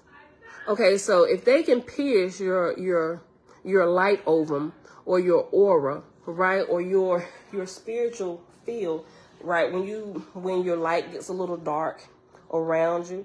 Like here's how I kind of picture it, right? If I'm looking at you as a vibration, or if I'm looking at you as a light body and what's happening, the place where you're weakest, say if you have eating habits, whether you're eating too much or you're trying to starve yourself because of an imbalance of your perception of yourself, or whatever they call it, bulimia, right? Is it bulimia? I think so. Any kind of eating disorder. I would think the light around maybe your mouth, maybe your stomach might begin to dim, right? And so they can pierce your aura or your light by there. If maybe your eye gates, maybe you're into porn or something like that, maybe eyes and probably eyes, ears, and maybe like brain area that'll be kind of dimmed green or whatever. If it's of a sexual nature, you're promiscuous or whatever, the light around that area, maybe front and back, maybe dimmed, and they come in through that area, be it like spiritually. And I don't know what, the way we read it, it's like they're actually on the inside of us. But I think it's a combination of both, right? Until they can actually get inside of you, where it's now you done flip like, hey guys, now Billy is speaking, or somebody flip out and you doing these switches and now somebody else then took over. Clearly somebody's on the inside of you now. They're not just oppressing you and hanging out, trying to get you to do stuff and saying little things to kind of, what's the word I'm looking for? To inspire you to do certain things. Now, it's I don't know. I think, the bondage, you have gotten so weak in some place where they can actually step in and begin to operate your vehicle. They push you over to the side. Sometimes they put you in the back seat. Some of y'all is riding in the trunk of your car. Infiltrate. Thank you, Kizzy. Infiltrate. I said inspire. Yeah, they inspire, they infiltrate your thoughts and everything, and you at the point where you can't decipher if this is your own. Well, a lot of them can. They can decipher if it's their thought or another. But sometime at the very beginning, and when it's ever so slight and subtle, like when things are just beginning to happen, before your habit really has you locked in, it's ever so slight and subtle when you almost thinking that's your thought. But when they get in you and you can feel them on the inside of you, you can clearly tell that it's not you. Like you hear the voices on the inside of you, like trying to get out, trying to get you to do things. So I think it's a gradual progression to the taking over and the driving. Parasites, whatever you want to call them. Kevin, shalom. Maybe chakra points. Yeah, they could enter, right? Yeah, right. Look, yeah, they could enter through the chakra points, right? You could use that, right? So whatever light on your ladder of light is dim, you normally tend to have problems in there. Like if it's sensual, sexual,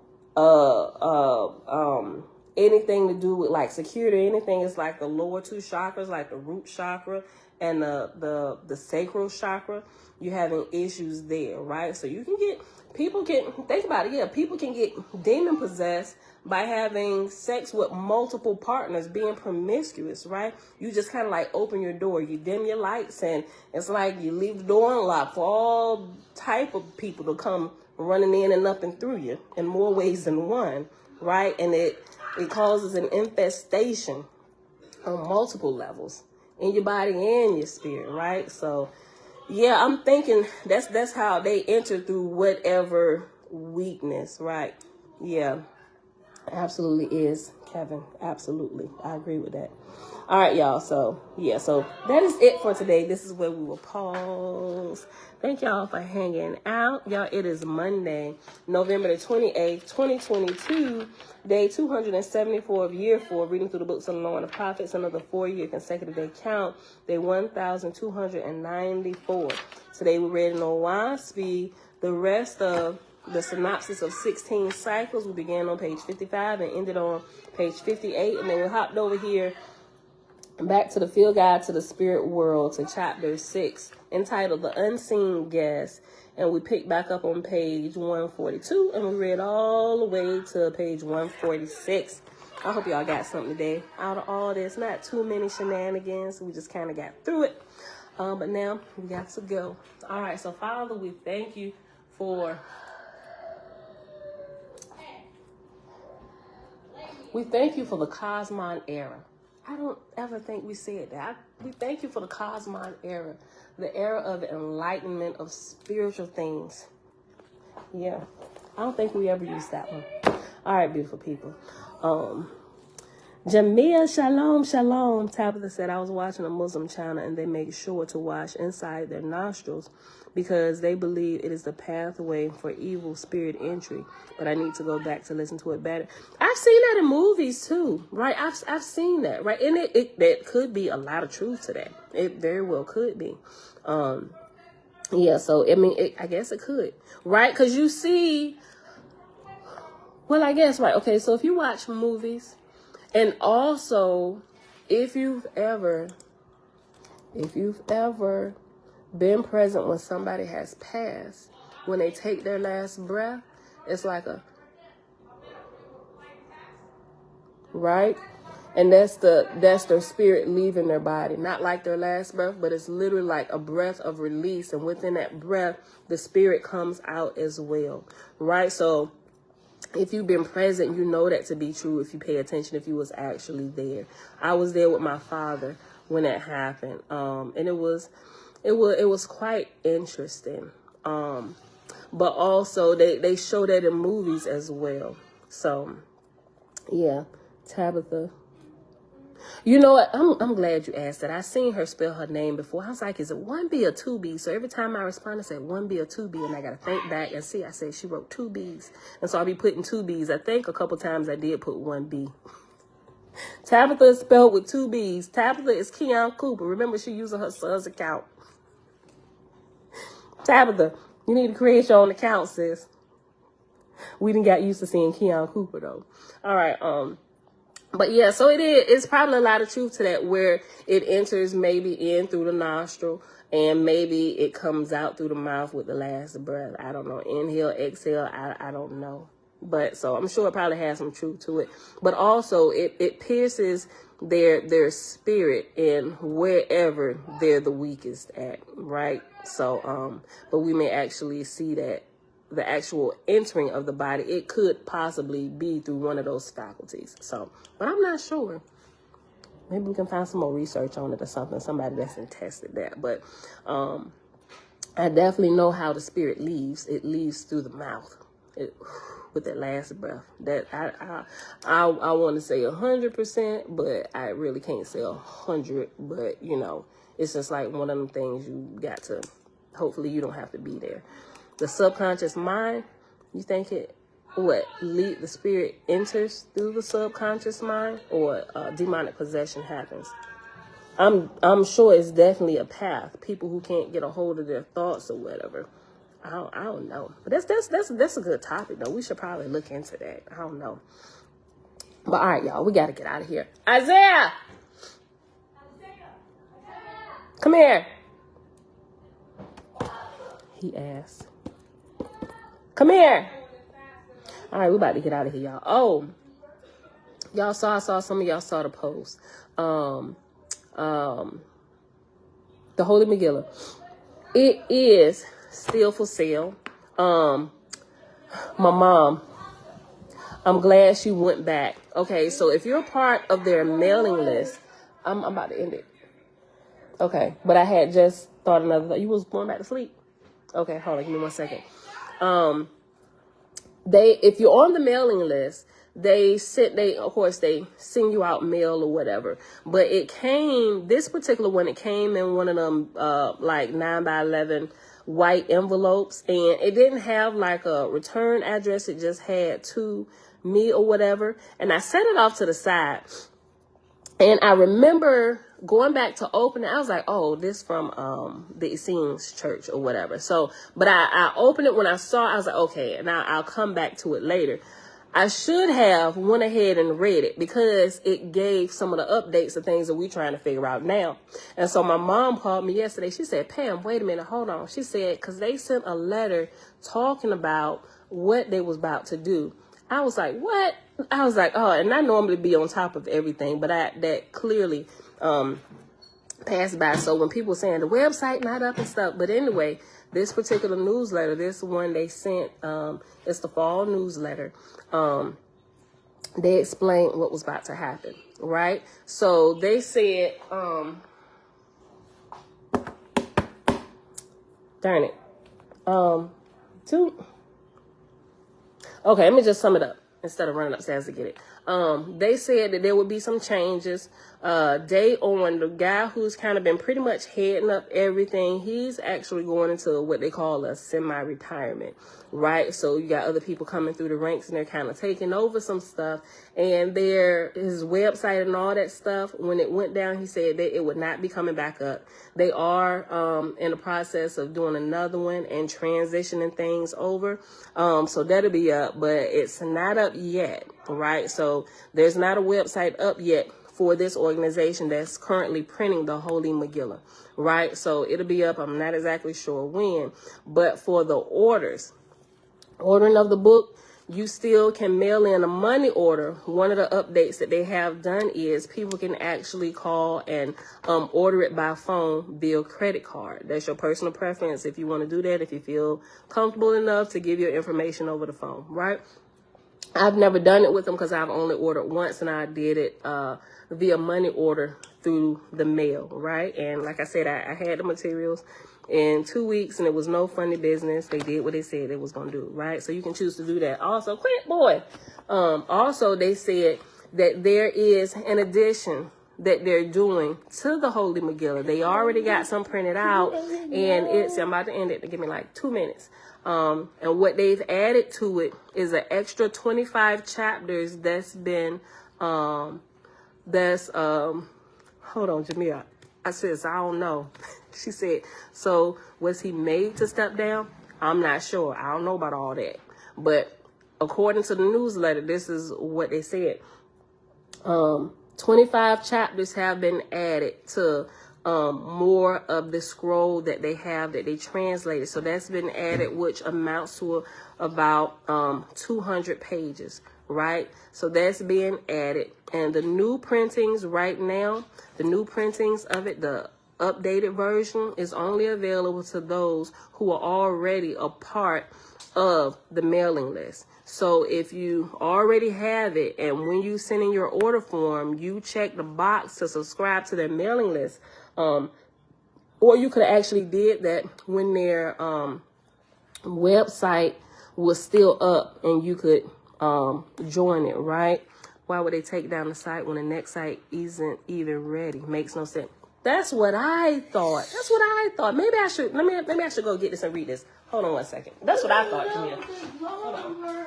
Okay, go back up. I call you already. I know.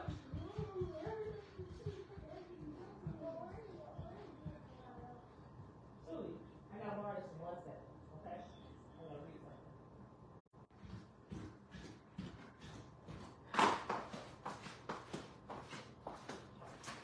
I'm gonna read something. Okay, I'm gonna have to pull it up right here. That's what I thought.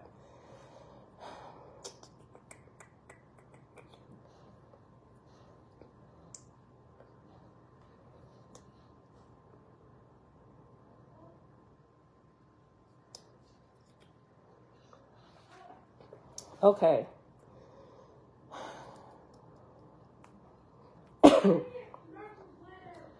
Okay.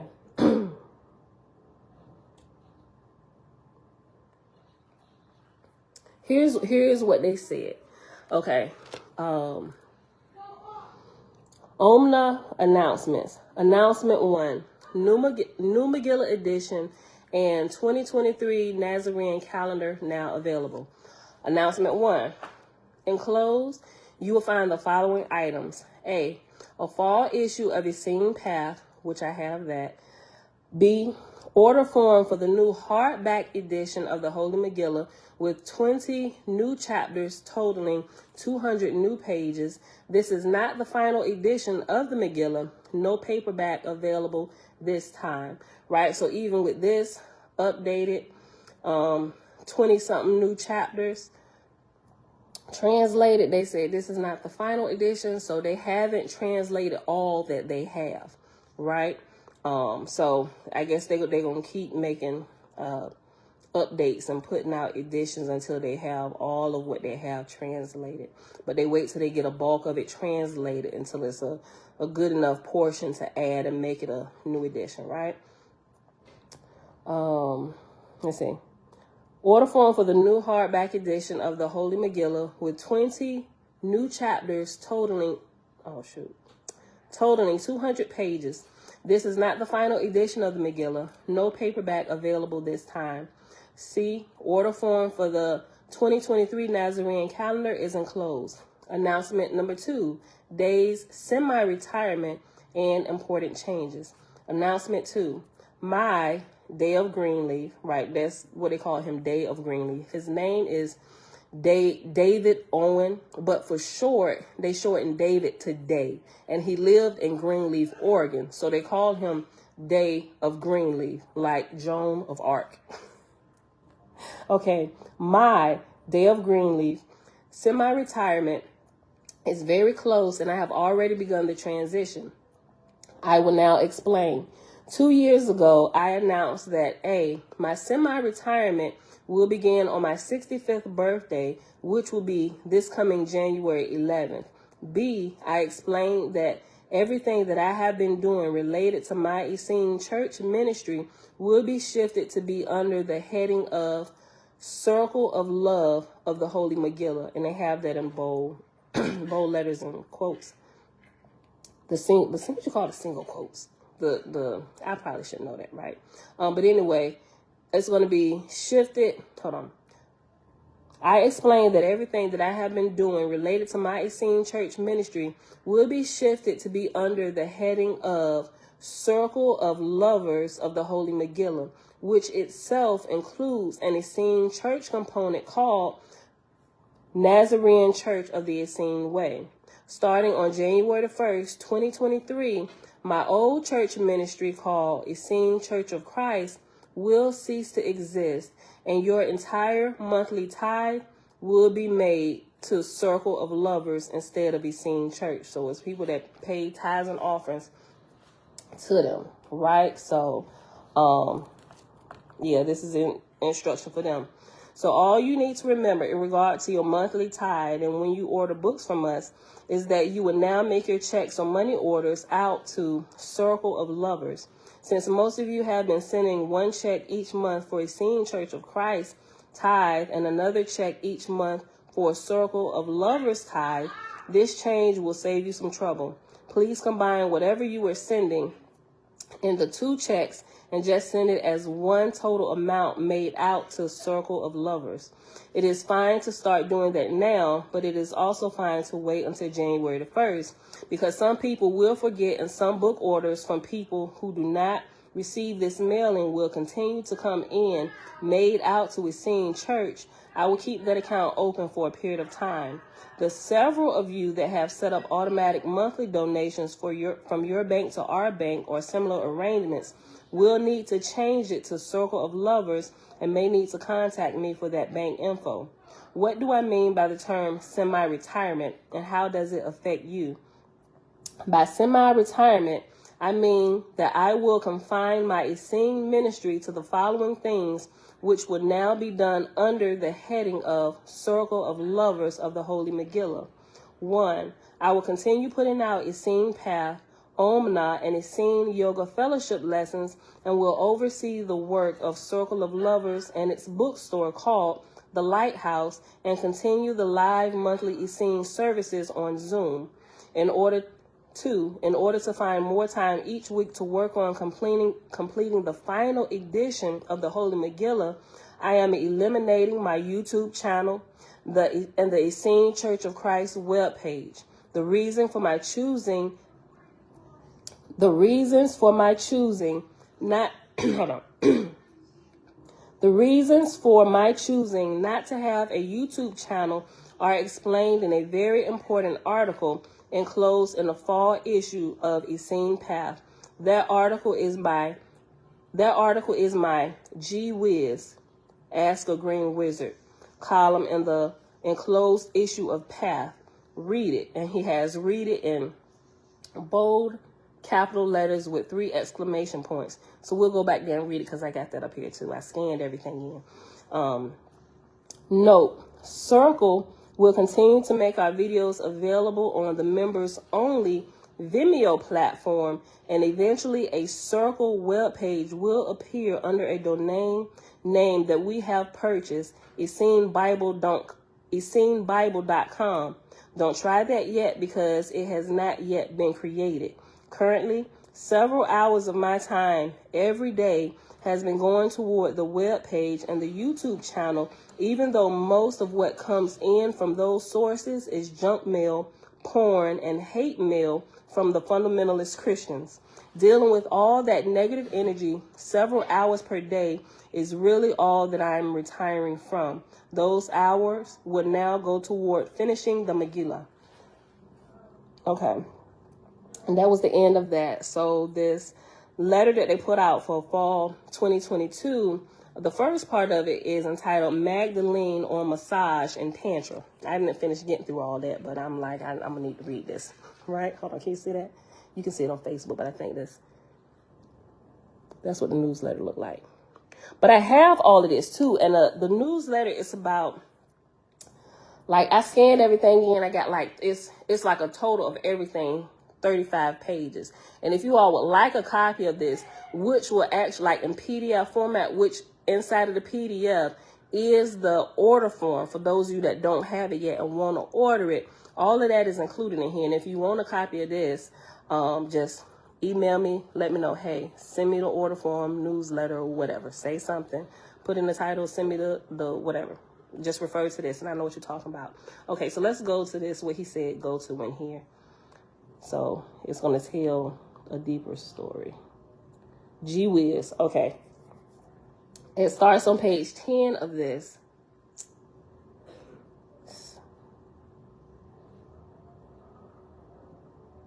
Wait a minute. See, I didn't read all. Hold on, let me see. Let me see which part I'm going to read because I didn't finish going through all of this. And this whole gee whiz goes. In this issue, we answer, is there a wizardly reason that Dave Greenleaf took down his YouTube channel? Let me see.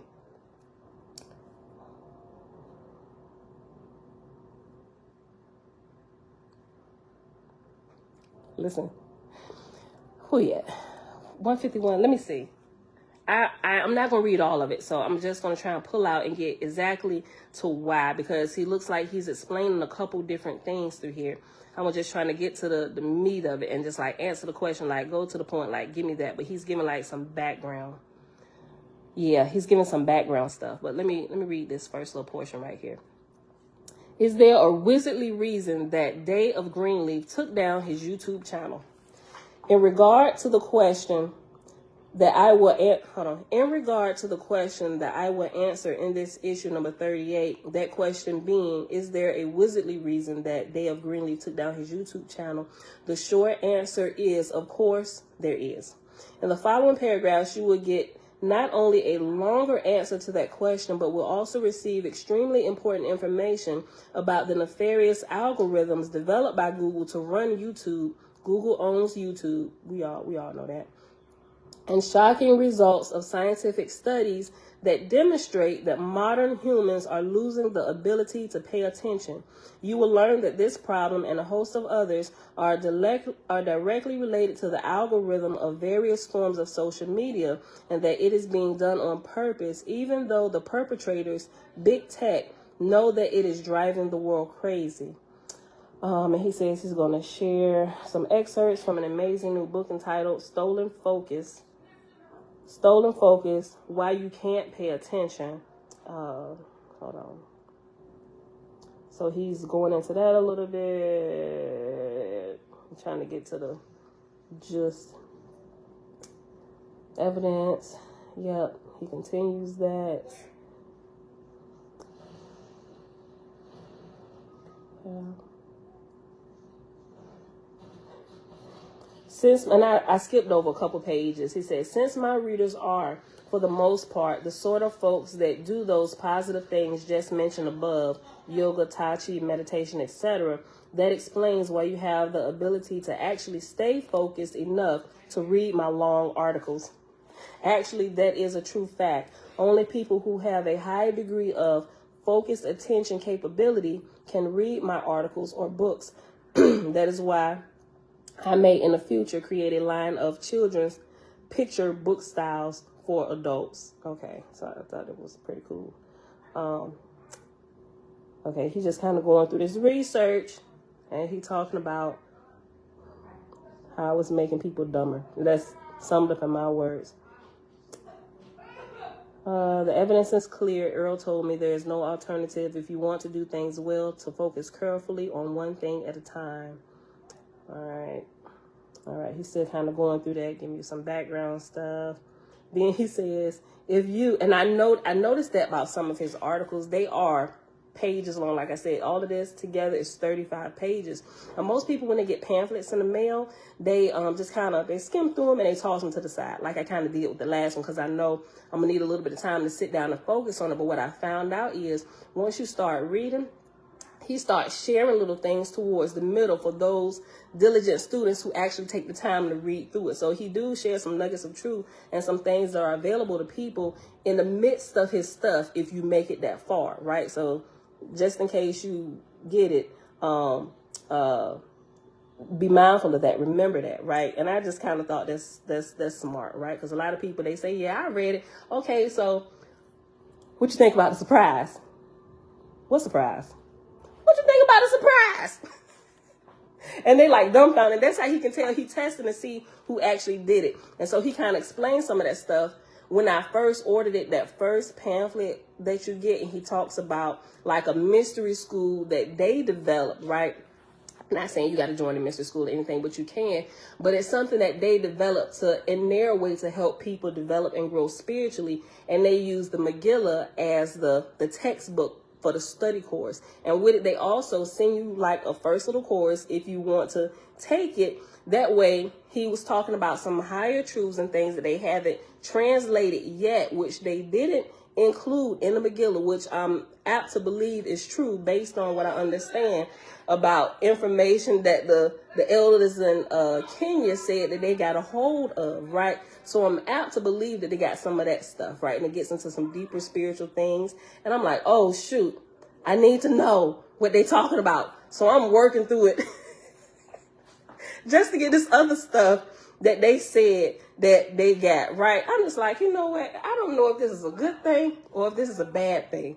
But I got this thing about materials and research, especially ancient doctrines. Not ancient doctrines, but ancient documents and scrolls. It's like, give it to me. I don't care if I can't translate it, can't read it yet.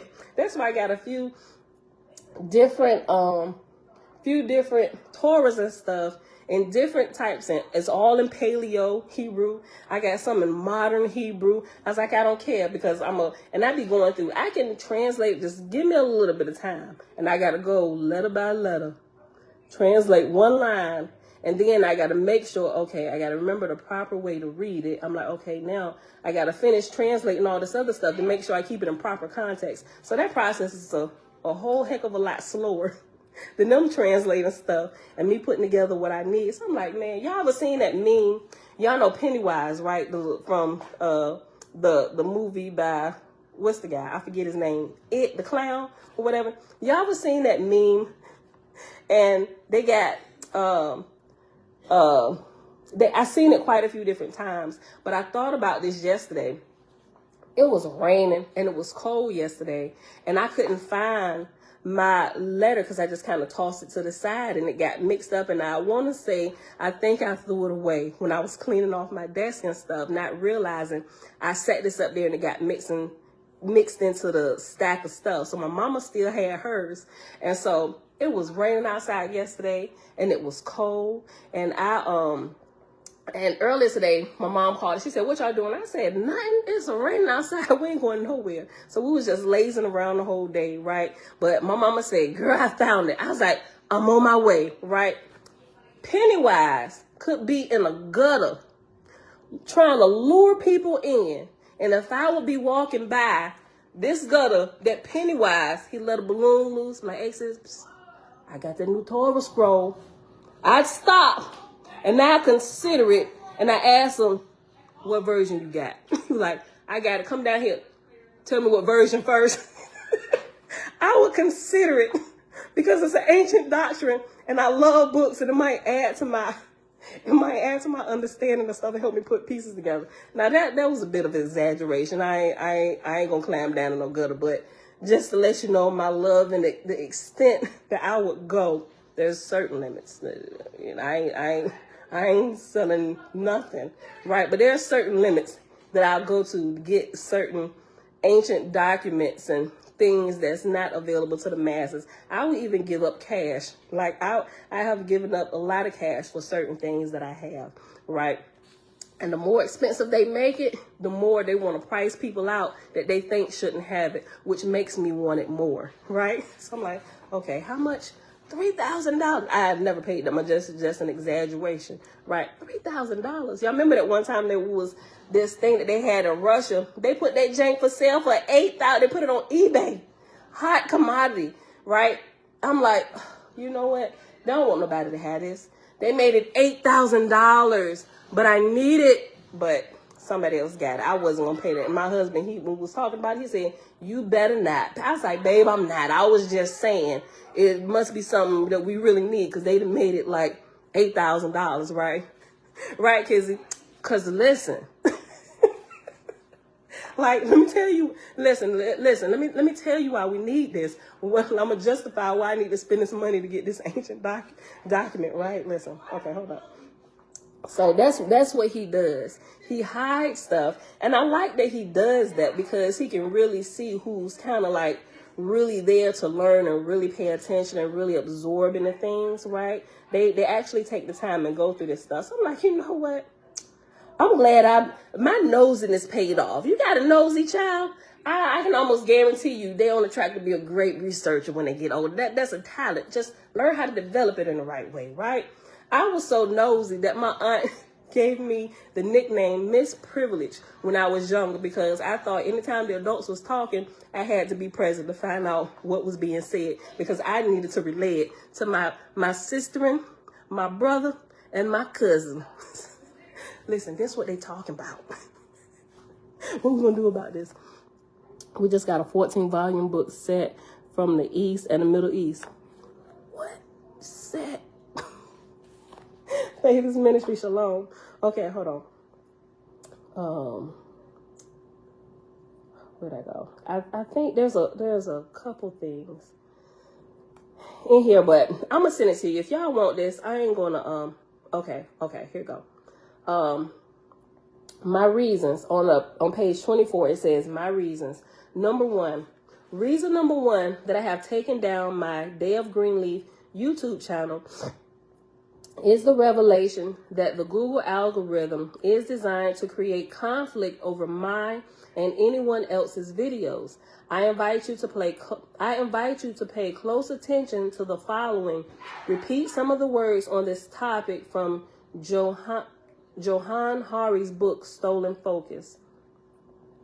Quote, one day, Tristan was shown how this dynamic works when he was approached by a man named Gulami Cheslot, I probably screwed it up, who had been an engineer designing and administering the algorithm that picks out the videos that are recommended to you on YouTube when you watch a video there.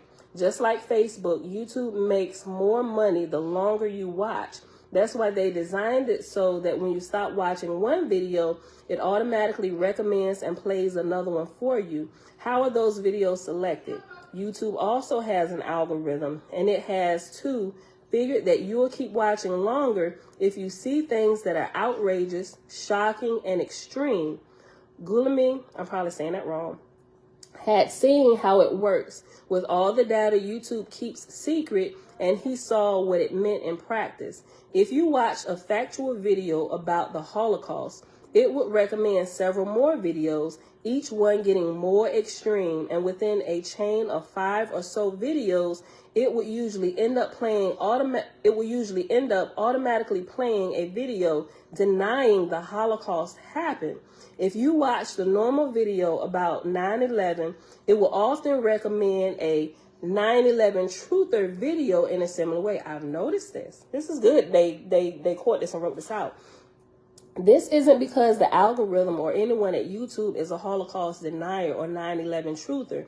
It was simply selecting whatever would most shock and compel people to watch longer. Tristan started to look into this and concluded no matter where you start, you will end up more crazy. And so it goes on, and he said, the above scenario that is the YouTube formula does not seem to like anything that any wizard of white magic would have anything to do once being made aware of.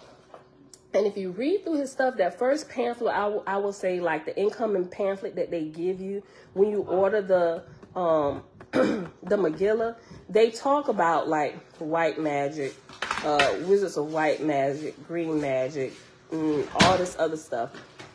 When they give like definitions on what they mean by it, right? A second reason that I closed my YouTube channel is that even if the horrible algorithm described above did not exist, though it does exist, I did not like the fact that when people would watch my videos, they would be getting offered videos whose content I very much disagreed with. It was putting me in a position of leading my own viewers and students to persons and content that I very much do not support. I can understand that. Three,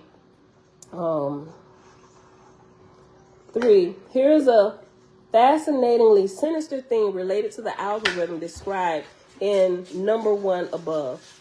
Part of that formula is that my videos got recommended by the algorithm to fundamentalist YouTube channel viewers that love, for example, Apostle Paul. Why? Because my videos were critical of the Pauline epistles, writings of Paul. The YouTube algorithm purposely recommended my video on that topic to viewers that are pro-Paul, which is why sometimes I get a lot of crit when that's making some sense. Yo, the porn spammers. That's how they be finding out I'm live. When I do topics, that makes sense. When I do topics and we talk about anything of a sexual nature, according to this and like the right way, you know, it's a little bit of shenanigans in the video when we talk about it, right? But if I add that anywhere in the title, I notice I get a little bit more shenaniganizing people who are actually promoting what we do not agree with. They come in here, we see it. They come in here posting porn spam links and stuff, right? You know, so even though like we're talking against it, it's like putting us in a mix. It's like he said, it's creating confusion, right? And somebody like, get them out of the chat, block them. I'm sending them to the YouTube hell knot as soon as I get a chance. But that makes sense because I couldn't understand. I'm like, how is it that they always seem to pop up? Like in none of the videos am I saying, oh my gosh, it ain't got nothing to do with it. It's actually the opposite. But the thing that we're teaching against, it actually brings it in. So that's what they say YouTube is doing. They're creating confusion. Okay, I understand that. Okay. Number 3, here's a fascinatingly sinister thing related to the algorithm described in number 1 above. Part of that formula is that my videos got recommended by the algorithm to fundamentalist YouTube channel viewers that love, for example, Apostle Paul. Why? Because my videos were critical of the Pauline epistles, writings of Paul. The YouTube algorithm purposely recommended my video on that topic to viewers that are pro-Paul. That led me to getting vicious hate mail and phone calls from angry Pauline fundamentalists, right? Angry Christians emailing me trying to save my soul. This makes sense. Oh my gosh, this makes sense. And that's just one example. YouTube does the same thing with mine or anyone else's videos on any topic. They recommend it so that they recommend it to those that will most dislike it. So In reason number 1 above, I pointed out that the algorithm will recommend to my viewers progressively more angry and contrary videos. Now, in this reason 3, I'm pointing out that YouTube also will recommend my videos to those that will most despise it. And number 4, and he has number 4 in all caps and bold letters. Due to the above, my experience of having the YouTube channel progressively became a very negative life experience, which leads to my 4th reason for ending it. Reason 4 is that the experience of having the YouTube channel was extremely unpleasant due to the mix of hateful, violent, and just plain crazy communication that was filling my incoming email and phone messages. I'm really glad he took the time to type this out, right? So now that we know this, we can be ahead of the game and we can expect this and we can figure out a way to counteract all of this, right? I'm grateful for this. And I'm gonna read this this last little thing right here. They is real messy. Look, kids, quite a few people say you should start the podcast, but Kara, I got so much stuff going on. That would be great. If I could take these videos and turn them into a podcast and like upload all the previous ones I did, that would be amazing, right? But it takes time to do that. And I'm short on that for now. But I'm gonna figure it out. I eventually do. But we got to figure it out, my time schedule and stuff. Okay. Number 5. Because my YouTube channel was linked to my webpage, a high volume of email began coming into the webpage email that was extremely negative. Between the YouTube and webpage incoming communications, I found myself having to spend several hours each workday just sorting through the incoming mails and phone calls. Although there was some nice communications, the vast majority was negative, hateful, threatening, and truth be told, even much of the positive feedback was from real crazy people that were demanding that I be in deep ongoing communication with them or else. Excuse me. We were selling more copies of the Megillah, but many of the buyers were people that began using it in an inappropriate manner and became very unpleasant to deal with. For the 6 months immediately preceding the closing of both my webpage and YouTube channel, I was not able to work even one single day on finishing the Megillah translation due to the time that went into dealing with not only the initial incoming, mostly negative or insane communications, but then dealing with a growing array of crazy people that would not leave me alone. Now, if I did not have an important task like finishing the Megillah on my plate, the demands on my time might not matter as much. But as it was enough to prevent me from being able to work on the Megillah even one day the past 6 months. And that's all I'm going to read right here. It actually goes on. And it's talking about postscript. Hold on. I will read this. He says, postscript.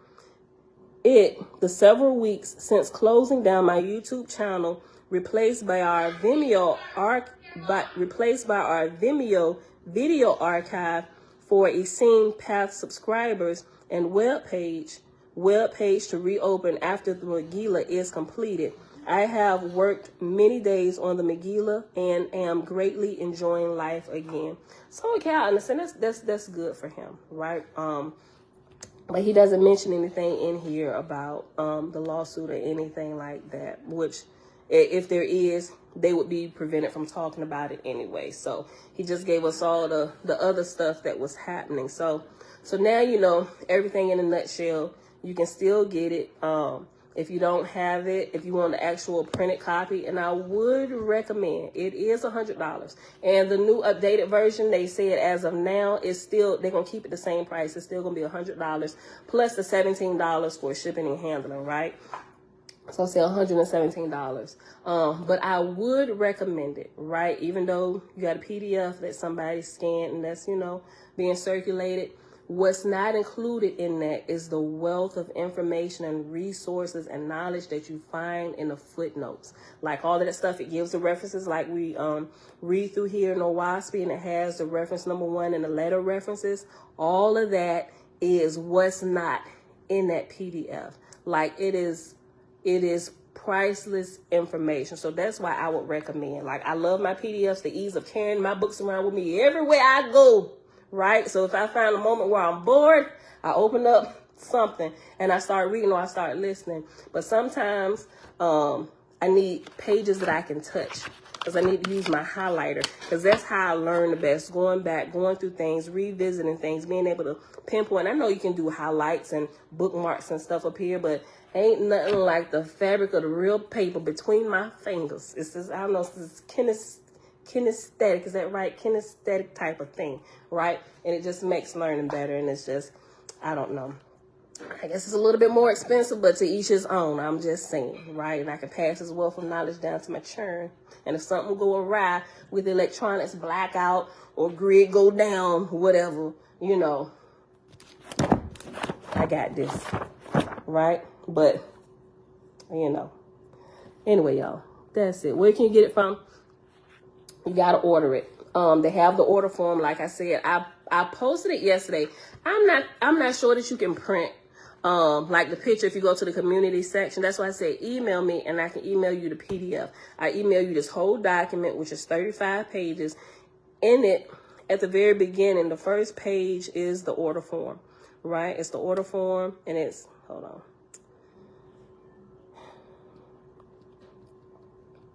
It's the order form, the announcements, and the invitation to order, the calendar, and all that stuff. But anyway, that's there. So it's right here, huh? Can you see it?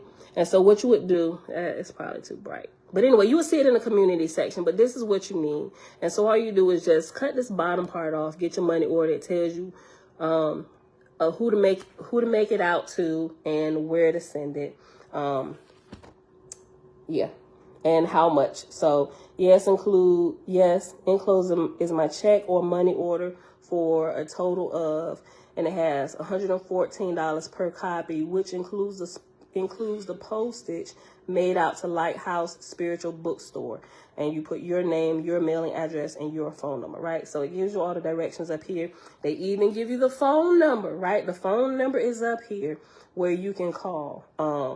If they don't answer, I do recommend leaving a message with your information, right? They give you about a minute and a half to talk. Then it's going to cut you off if you're long-winded, right? Ask me how I know that. I done had to redo my message a couple times. Like, okay, Pam, just give him what he asked for and quit adding extra stuff. All right, my name is Pamela Murphy. My phone number, you know. But anyway, y'all get it, right? Keep it nice, short, and sweet, and they will return your call when they get to it, right? Because they're flooded with stuff. So, but they are really good about getting back to you. They also has the email address up here. So all of this is there. If you want, like I said, email me and tell me, hey, send me the PDF or the order form, something of that nature where I know what you're talking about to get the Megillah, and I'll send you the whole thing. And then you just print it off from your end and do whatever and read through this. Listen, when I go out here, I'm going to share with y'all. I got a screenshotted PDF, right? But if you order it, they're going to probably send it to you. But I want you to read the document, the little thick document that they send you on what's in there and what you get and what they share and other references that they have available. They don't just put it all out. This is everything we got, because and I get the theory in doing that, because you don't want to just print out and just put out a bunch of stuff that people ain't gonna be looking at, that they didn't even request, right? So you make it available for those who are looking for it, right? So there's like no waste and all of that stuff, right? So if you ask me for it, I know you really want it, right? But yeah. All right. And that's it, y'all. That's it. Gotta go on and get out of here. So I love y'all. I think Isaiah probably fell asleep. Isaiah! He sleep? Is he sleep? Is he asleep? He might be asleep. I might just go on and end this. I'm about to end the video. Somebody coming. All right, y'all. Thank you, Vinette. All right, yeah. So just email me and